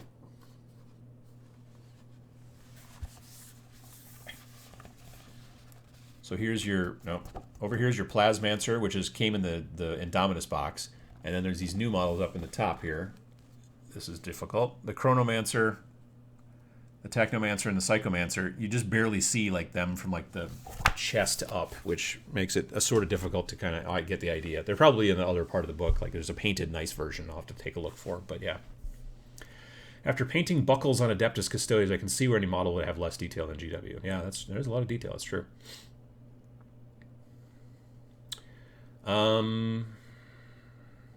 Sometimes you have to bash them together. I mean, again, I would glue them together, but a kit glue doesn't sound right. Kit bash makes more sense, I guess. Hey, Genuine Vision, how you doing? Slev asks, or says, doesn't ask at all. Great show as ever, but bowing out early to help a fellow gamer move house. Well, stay safe, everyone. Stay safe yourself. If you say about model detail, I picked up the Morgox Crushes from Underworlds, and man, first time seeing GW up close in about 15 years, and they are amazing. Yeah, like I said, right now I would say GW and Weird Games, aka the guys who make Malifaux. I would say that those are probably the two sets of the highest detail models in the industry. I would say nearly everybody else has got less detail. And I don't know exactly what it is. It's something about the manufacturing process. And I'm sure it has to do with the mold making. But the fact that they can make such sharp, tiny little details, I think probably costs a lot more to make that mold. Whereas having not nearly as sharp and tiny details makes it, frankly, a cheaper mold to make. And that's, it becomes an economics situation at that point, which I get.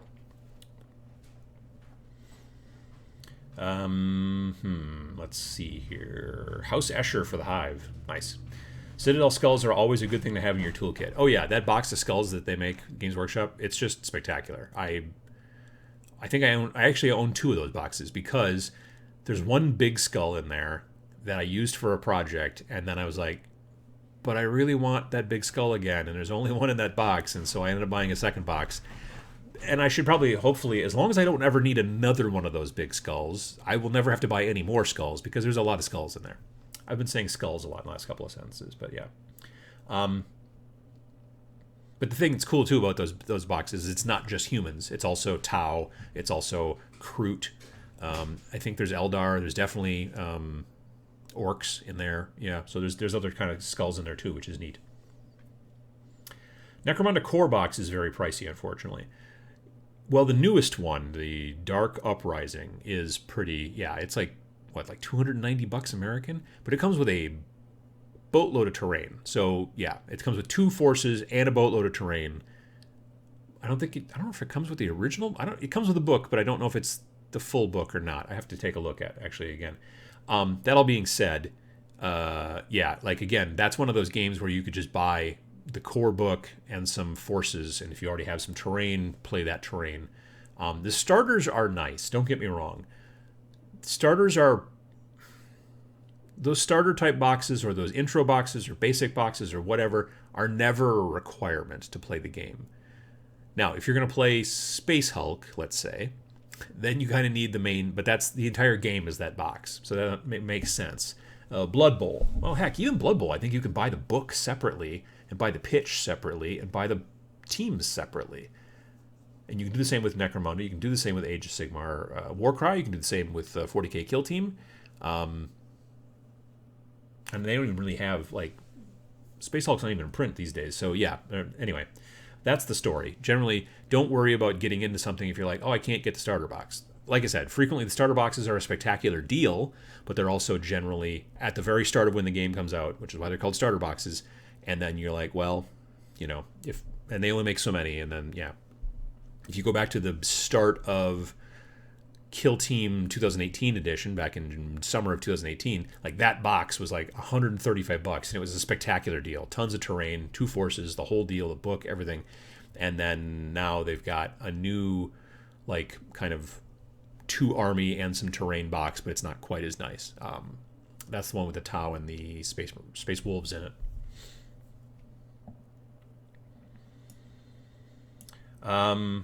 Just picked up the Van Saar gang. I already have that shirt. Van Saar, I think, is my favorite. They're probably close to my favorite as far as Necromunda goes. Not just because they're cool looking models, because also the story I think is really interesting. Like they've come up with this super high end technology that blows everybody else's technology away, but it sort of poisons them. So they all look like they're really old, but they're not. They're just dying and sort of hiding it from everybody. So yeah.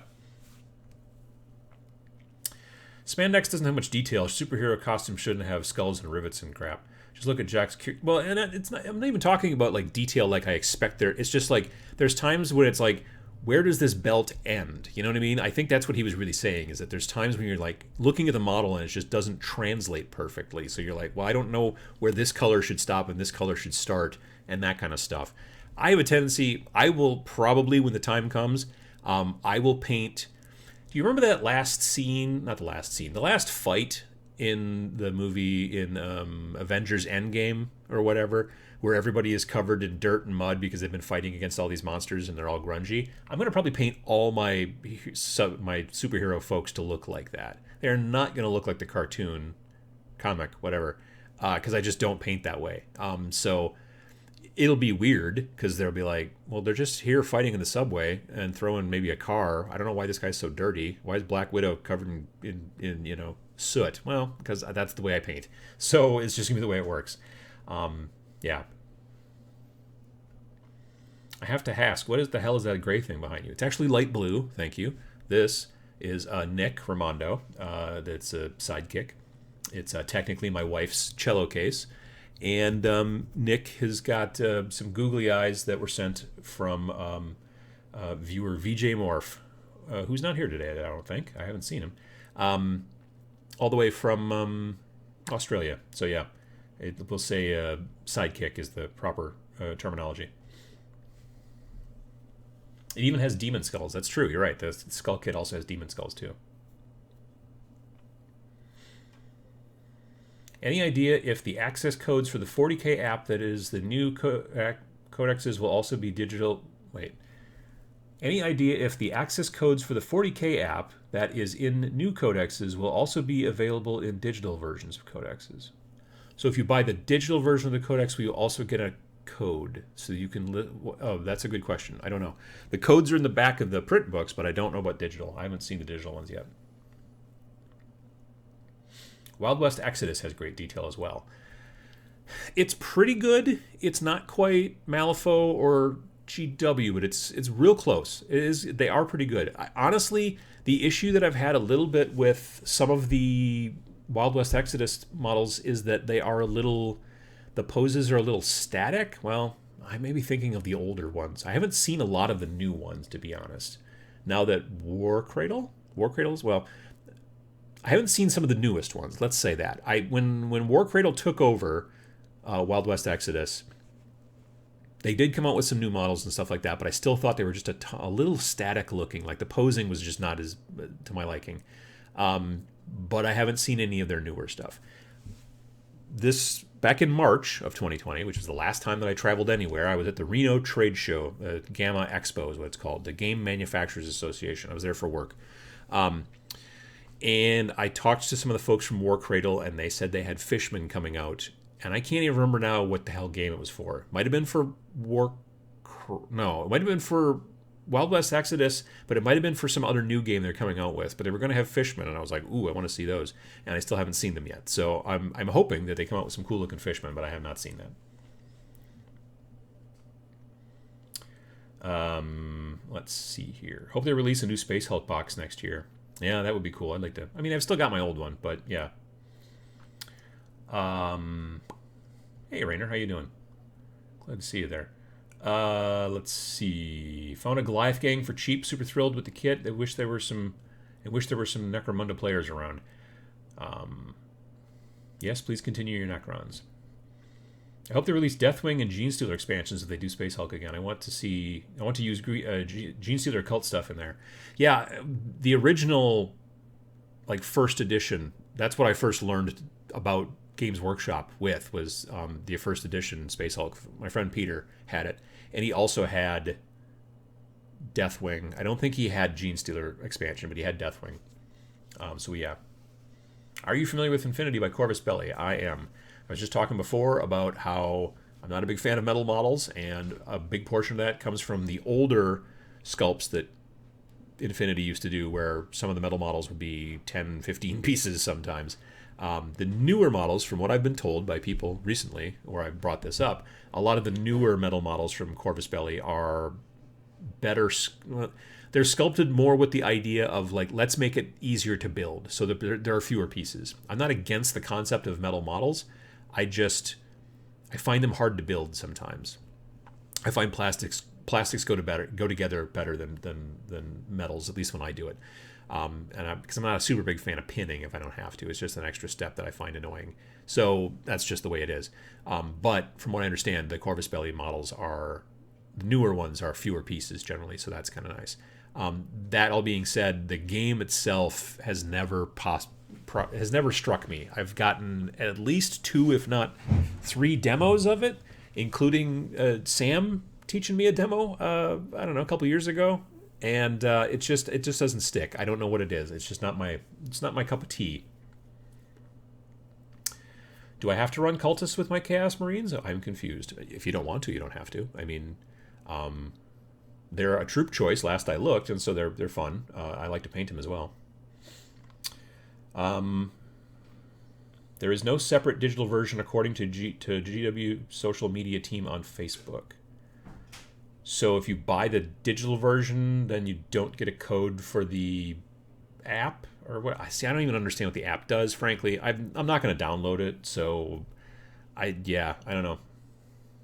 I heard about it and I was like, so is it do you build your armies in the app, or is it just the app for Age of Sigmar was pretty good. I liked it quite a bit. I don't know why they didn't just take the same kind of deal and just make it sci-fi, make it 40K, boom, done. But they didn't, no. So I don't know. I should probably look into it, but I probably won't. Any recommendations for a returning Necron Blood Angels player rejoining the game after leaving early 6th edition? There's a lot of new nice Necron models you could look into. Blood Angels may be a ways off, and they will be a supplemental codex. So what that means is that to play Blood Angels, you used to have just a Blood Angels codex, boom. Well, now Blood Angels, if they even get a supplemental codex, which I think they are, supplemental codex, the word supplemental means that you're going to have to buy the normal Space Marine codex and then also buy this other codex to be able to play full-blown Blood Angels. Whereas if you go with Necrons, just FYI, or just money savings, Necrons have just a straight-up codex. So there's not supplemental, so you just buy this, and of course you have your rule booklet or whatever, and then you're good to go. So if that's a consideration, that's something to take a look at.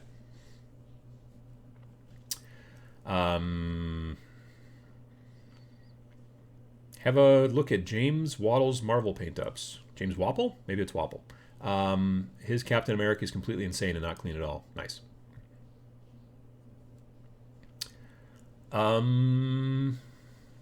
Let's see here. Thank you. I have been wondering about that for a year of watching you. I'm sorry, I don't know what that's related to. But you're welcome. Oh, Wild West Exodus, maybe. Okay, gotcha.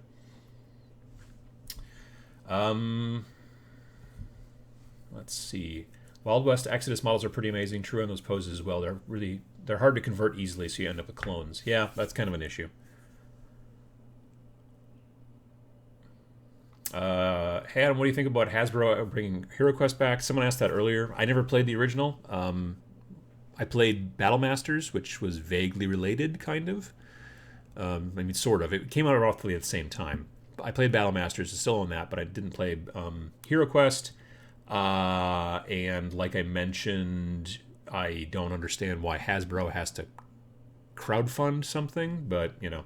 So I don't see myself ordering it.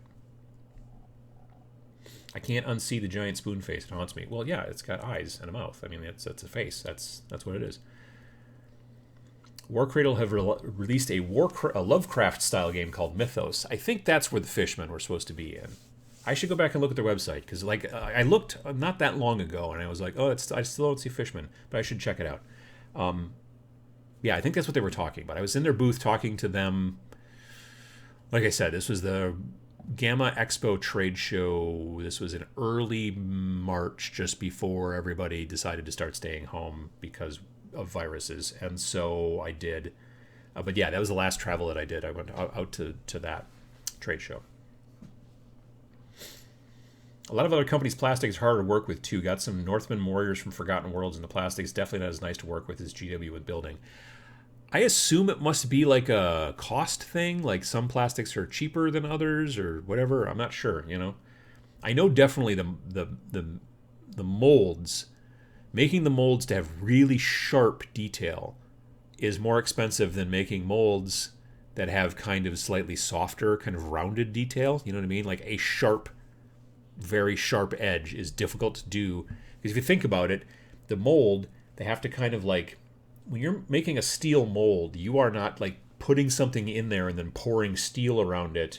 Like the way that you make a mold for resin, or even for metal miniatures, you make a rubber mold. So you can get some rubber, mix it up, whatever you do, and you pour it around the master of the thing, right? And that's fine.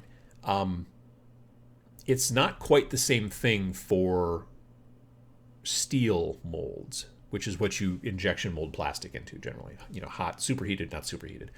Very hot plastic, molten plastic gets shot into this mold, and then the mold pulls apart, and then the plastic part falls into a bin, and it's basically a sprue, and there you are. But to get the super sharp details, you basically have to have a lot of line work that gets in there, and it's almost like a robot arm with a super incredibly tiny tip that gets in there to like grind in that extra little detail, and that's super crazy expensive, from what I understand. Space Hulk again would be great, although I have first edition and third edition. Yeah, I have. Well, there was like third edition and then like 3.5, right? I think I have third edition, not 3.5. I don't have the most recent one. I have the one from like 2008, roughly 2009, somewhere in there. New Necromunda scenery would lend itself to Space Hulk. That's very true. That's very true. Michael says, I just wanted to thank you for keeping me entertained and informed while I paint. A few years ago, I made the decision to get back into the hobby, and now I have been able to make this my side hustle. Nice. I'm always glad to help, and I'm glad that you got a side hustle. I mean, if you're doing like commission painting and stuff like that, that's very cool. I don't think I could do commission painting because I don't like to get rid of stuff that I painted. Like, I just don't think I could sell stuff. Like, if I was like, oh, I painted this, and now it is mine. It's not yours anymore. And you're like, but I paid you to paint it. I'd be like, well, yes, but it's mine now. So yeah, I just don't think I could do it. What are your thoughts on the new Wargames Atlantic kits and proxy models for licensed miniature games as opposed to miniature agnostics games? I know about Wargames Atlantic. I own 2 of their kits, the more slightly vaguely sort of sci-fi ones. I don't know anything about proxy models for licensed miniature games, but I did buy a couple of their kits. Again, a little soft, not the plastic. It's not like it's squishy. It's like the detail is just a little. It's not as sharp, but it's not bad. And again, cheap. You're getting like a zillion pieces in those boxes, especially like the heads. You're getting so many heads. Like, you're gonna build 24 guys, but there's like 100 heads in there. So like, you could not use all those heads ever, probably. Bringing out Space Hulk bug hunt rules for Kill Team would be a great game mode. Yes, that would be sort of fun. Like a co-op thing, or yeah, that would be like, especially in this day and age, if they could like come out with a game that you could play solo, that would be something. And it would be like almost like, you know, not AI particularly, but you would have a set of instructions for what the Tyranids might do, or they might be something else altogether, and then you throw whatever Kill Team size roughly army into there that you want to, and it could just be an add-on for Kill Team, so that you could use your Kill Teams to play against a group of Necrons or a group of Tyranids or a group of, some sort of baddies, such as it is. That'd be kind of cool. They should do that. Someone write them a letter. Last 2 Infinity minis I put together were super easy to assemble and look great. I do have older Infinities that are super fiddly, though. Yeah, like I said, from what I've heard, the newest ones are better by a good deal, even though they're still metal. But the old ones, like back in 2010 or 11, I built Battle Foam made a bag for Infinity. It was the first licensed bag that they made for Infinity. And the first 500 or 750 people who bought that bag got this miniature that was like limited edition. And he's like a mercenary of some sort. And so I did that, and I got the thing, and it showed up. And then I was like, cool. And I actually did an unboxing. This is when I was still with Beasts of War. And I was filming stuff at home, sending it to them, and they were putting it on their channel. Again, like I said, 2010, 2011 probably. Anyway, that model was, when I was telling this person recently, like I think it was at the Las Vegas Open, I was telling a guy that I knew there about this, and he's like, oh yeah, that model is maybe one of the worst models they ever made to build, because it was so many parts. It was seriously like 16 parts on a guy who's this tall. And then he's like, do you still have that guy? I'm like, yeah. He's like, he's very, very highly prized on eBay, though. And I'm like, well, that's cool. But yeah, so he was the one that was telling me basically most recently that the newest Infinity models are actually a lot easier, way easier to build, which is good. I had issues with the plastic from Mantic. Restic, apparently, a blend of resin and plastic. Tough to clean up when you're used to metal or styrene. Yeah, it is a different stuff. There's parts about it I like. Because generally it's not on sprues, so it's just like you get a little bag, and it's kind of like the same, like the models that came out at the beginning of Star Wars Legion, where they were also not particularly hard plastic. They were like Restic. Like the not great detail particularly, but I got to be honest, very fast to build. So I liked that. Those Legion models may not look the greatest early on, like the earliest set, but man, they were fast to build. You crank through a unit of 7 stormtroopers and build them really quickly, because they all came in their own little separate baggies, and you just had to basically kind of put a little glue on there and press, and there wasn't much in the way of mold lines, and so yeah, I liked it. And now they're like, oh, we're going to start doing stuff on sprues and hard plastic, and the first thing they did was the droids, who are super crazy tiny and spindly, and all I ever see now online is people complaining about trying to build those droids and how difficult they are, and I'm like, you're going to get that. The material would have not helped that situation. Those droids were not designed with the idea about, in the future, we should think about this because they're going to make a miniatures game based off of this movie. We should try to make them not so skinny. I understand that. But they are a pain in the butt to build. So, and I just don't know. I feel like because some people, I think, getting into Legion are more Star Wars fans than they are miniature fans, I think that they're going to look at the sprues and be a little bit turned off.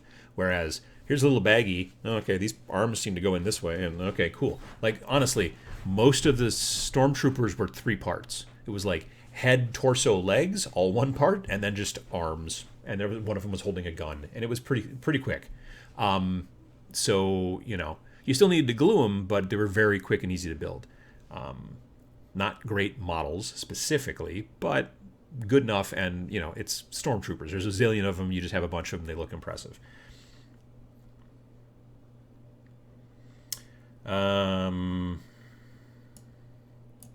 Let's see. Rangers of Shadow Deep is solo and self-running monsters. Steal that. Well, steal is not the right term, but yes, something along those lines. I wish that they would do something like that over at the old GW. I have a few Infinity minis from that era, and they can be improved, and they have improved greatly since. And their latest release is very clean, well thought out to breakdown. So I think that's cool. I'm glad to hear that they're doing better with that stuff. I think that my main issue, I think, with 40K at this point, and whether I'm going to actually, like, the idea is, like I said, I've got big old Senior Scorpec, who is, here on the cover. I've got his 3 little friends here, the Destroyers, and then I have 10 Warriors built and painted. Those guys are all built and painted. You saw those on Twitch. If I build if I build another unit of 10 warriors that came in the Indomitus box, that's your combat patrol. The question is, would I be happier doing something else? Would I also be happier having multiple combat patrols? I don't know. Or would it be smarter to build a combat patrol in Necrons and then slowly build up to the next group, which is called, what, the Incursion? Is it Combat Patrol, Incursion, Strike Force, and then Onslaught? I can never remember. It's in the Crusade section of this book, I think. Yeah. Crusade rules, Tesla weapons, battle traits. Okay, when I say it's in the Crusade section, it's not. Well, there's no missions, that's why. So you can't. Yeah. Anyway, it's like, I think it's that. It's something like that. It's definitely, there's an incursion, and there's a strike force, and there's an onslaught after the combat patrol, and I just don't remember which one's which. So anyway, I could bump up to the next level, which would be 50 power level, and then look into doing that. So I don't know. I'm thinking I might stick with Necrons a little bit. You know, I've got the Space Marines as well. I just don't see myself making those motorcycles. They look dumb. I just don't like them. I mean, well, let me take that back. Chris Bellew used to work with the mini wargaming folks. He's got his own Twitch channel and YouTube channel and stuff like that. You should check him out. He's been painting one of those goofy Primaris motorcycles, painting it either Black Templar or Raven Guard. Probably Raven Guard. Great looking paint job. Really, really good.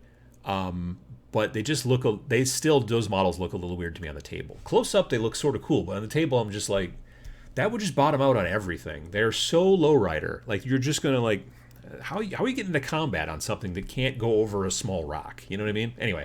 But, yeah, I'm trying to figure out, because I like Space Marines. I like painting Space Marines and stuff like that. I just don't know if it's something that I want to do as a 40K army for small scale. I'm never going to play competitively. Just straight up. You know, I just don't see myself doing it. I'm not against it. I'm not saying it's bad. I'm just like, it's not for me. That being said, I do want to do Crusade. I want to try that out at some point, but it'll be the smaller side, the 25 and the 50, power level. So I do want to look into figuring out whether I want to try to just, again, kind of like in Kill Team, do I want just a bunch of small groups, or do I want to do maybe take Necrons and take them up to 50 and then stop there? Or do I want to have a 25 of Necrons, maybe a 25 of Space Marines, 25 of Death Guard, that kind of stuff? I suppose it'll depend a little bit on what the books come out with too. Like if the Death Guard is going to be one of the next codices, whatever. I spell it right, but I say it wrong. Then I want to check that out as well. So Legion droids are nightmares to build. Tweezers and Zip Kicker is a must. Oh, Zip Kicker, yeah, definitely. Yeah, that makes sense. Canadian duty has been pretty brutal during COVID times, that's for certain. It's if it's shipping through FedEx, then you're going to get a gut punch. Yeah, that's what's becoming really problematic. Shipping is getting worse and worse as technology gets better. Which, I mean, we're asking for more stuff to be shipped. I get that, but like, I don't know, planes are becoming more efficient and stuff. I don't know. It's just it's tough. Like right now, it is really expensive to ship things normal mail, like plain old USPS, to the UK or vice versa. It's really expensive. I was looking at a bottle of varnish recently from a company, and the bottle of varnish was going to cost £10, but it was a big bottle of varnish. It was big. It was not like it was like a big bottle of varnish. I was like, okay, £10. But it was going to cost £17 to ship it. And I was like, it's not that big. It's not like it's a gallon. It's like, it's 100 milliliters. I don't even know, what is that? I don't know how many hogsheads go to a hectare, but it's a good sized bottle, but still, $17? Well, no, that's 17 pounds. Or was it euro? No, it's pounds. So that's like, I don't even know what that is in our money. $20, $22, something like that. Just for shipping. So yeah, I think that's problematic. David says, I think one aspect you should consider is smaller forces limit the range of models you have available. Sticking with Necrons lets you consider the bigger point models. Yeah, that's true. If I'm sticking with small, like 25 power, then obviously you can't take the big But then again, I also kind of don't want to take the big... I don't want to build a Ghost Ark. I've seen them. They're like, yeah, okay, cool. I don't want to build that. I don't know. Yeah, I don't want vehicles. I don't know what it is. I just generally don't like vehicles. You know, like when I first started 5th edition, it was all about metal boxes. You didn't go anywhere without being inside of a metal box. You had to be in a vehicle at all times. Otherwise, you just get blown off the map. And then eventually, all of a sudden, they're like, oh, now vehicles are garbage. And it just kind of alternates back and forth from, you know, version to version. And I don't know what the newest version is right now. But I'm not a big fan of vehicles. I don't like building them and painting them. I don't know why. Like, if it's a game like Bolt Action or Conflict 47, for some reason, those tanks and things like that make more sense to me. I don't know. That's one of the reasons I'm a big fan of Kill Team, as it turns out. Don't mind the new bikes, but those ATVs, no thanks. Yeah, those are also kind of goofy, I think, as well. I mean, if you have hover vehicles, I don't know why you need a dune buggy. But, you know, I mean, dune buggies are cool, don't get me wrong, they're fun to drive, probably, as long as you don't really care much about your spine. You probably got a robot spine or something akin to it if you're a space marine. So yeah. It's a game. Is suspension of disbelief that difficult? A little bit, sometimes. When I look at a model and go, that would never work, you know what I mean? Like, there's no, like, why would you build a vehicle that has no clearance when it's supposed to be out on the battlefield? Doesn't make any sense. The concept of motorcycles on the battlefield anyway, dumb. Driving from place to place, like as a scout, makes sense. Get it. Totally get it. We used them in World War II. I mean, we don't use motorcycles anymore. That should tell you something. I don't think. I've not heard of any kind of battle motorcycles happening in, you know, our forces overseas or whatever. That's not a thing. So, yeah. It used to drive me nuts playing a game, and I'd be like in combat with a bunch of, like, hand-to-hand combat with a bunch of motorcycles for like 3 rounds, and I'm like, can't I just get away? Like, they could chase me down eventually, but they're going to have to back up and turn around and back up and turn around and back up, and the guy's going to be backing up and turning around. Like, they don't have a great turn radius. They're a motorcycle. And these have got a terrible return radius because they have humongous tires. So, yeah, it is a bit difficult. I'm not a big fan of the look. Judge Dredd's my power animal. See, Judge Dredd's motorcycle also didn't make sense. And it was cool because everything was crazy over the top and satire and nuts in 2000 AD. The Dredd movie from 2012, which I think is spectacular, still kind of had to look kind of real. The Stallone Judge Dredd motorcycle looked a lot more like the comic book version, but also looked like it would be an absolute nightmare.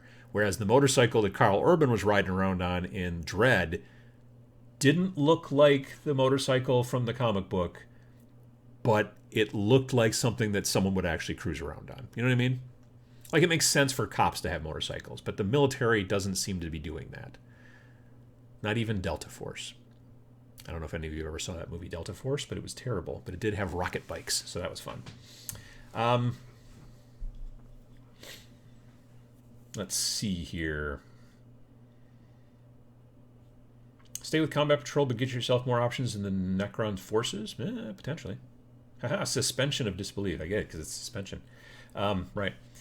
Let's see here. Where are we at? Okay. Those bikes are the reason I did not get Indomitus. Oh, goodness gracious. Where was the Dreadnought? But it would be cool for the Legion of the Damned too. Well, see, now... yeah, well... yeah, you put some of... You're giving me ideas. Like, just take those Indomitus motorcycles and just not put the helmet on the Primaris and just put a skull in there. Sam has been painting up Primaris and just putting a skull in where the normal helmet would be, and then he's painting it like with an OSL, like it's actually like glowing from inside the suit, and it looks so friggin' cool. Doing that, but with a skull instead of the helmet, and make him kind of a bit Ghost Rider-y. You're giving me ideas. I don't know that I can pull it off nearly as well as he can, but you're giving me ideas. I like that quite a bit.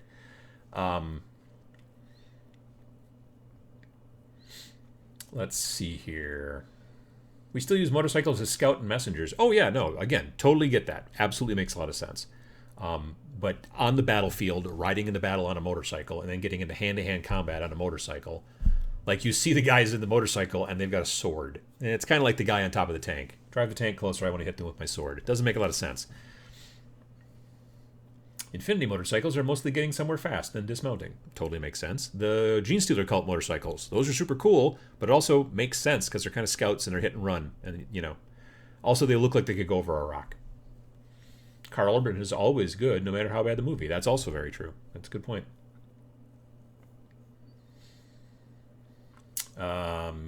Ender Panda says the 2012 Dread movie was trash and a half. Delta Force was definitely a better movie. That is not true. Empirically, it's proven it's not true.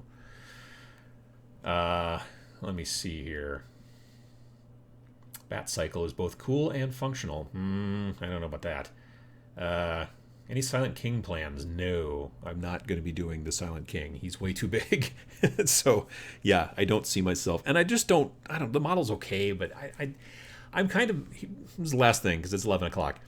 I am not particularly interested in painting tiny little mini dioramas that I am then supposed to move around the board. The Bone Reapers, whatever the OCR, whatever, no, not OCR. Oziarch Bone Reapers, whatever the hell those Bone Daddies are from Age of Sigmar. They have that guy who's basically like on a diorama. There's also now there's the Sisters of Battle have that like little mini diorama that you move around on the board where there's like a casket and some cherubs and a bunch of people and stuff like that. Like, I'm not interested in that. Make them. People seem to dig them. Cool. I don't ever want to paint it and then move a little tiny diorama around on the board. I'm not against big models. I just don't want to have literally like moving a piece of terrain with a bunch of people hanging out on it. That's just not my thing. And so, yeah, the Silent King model reminds me a little bit of that. Some of the big Necron stuff reminds me a little bit of that. And so that's why I don't see myself going down that road. All right. So anyway, it's a little past 11 on my clock over here. So I want to thank everyone for coming by again this week for the Every Other Sunday show. And I hope that you have a good rest of your day, however much of it is left in your neck of the woods. And if you're interested in checking me out on Twitch, you could totally do that. 7 p.m. Central Time tomorrow night, Monday night. And Fridays, 10 a.m. Central. That's the Friday morning stream. And then there's a Sunday or a Monday night stream. Could definitely do that. And yeah, I hope to see you folks, some of you folks there. And I hope to see you again here in a couple of weeks. Schedule's going to keep staying the same because obviously we're not going anywhere right now, so I don't have any conventions to go to screw up my schedule. So been feeling pretty good about keeping that 2-week schedule lately. It's been not too hard. So anyway, I appreciate everyone coming by, and I hope you have a good day and keep painting and keep building and keep having fun, and we'll see you in the next one. Thanks for watching.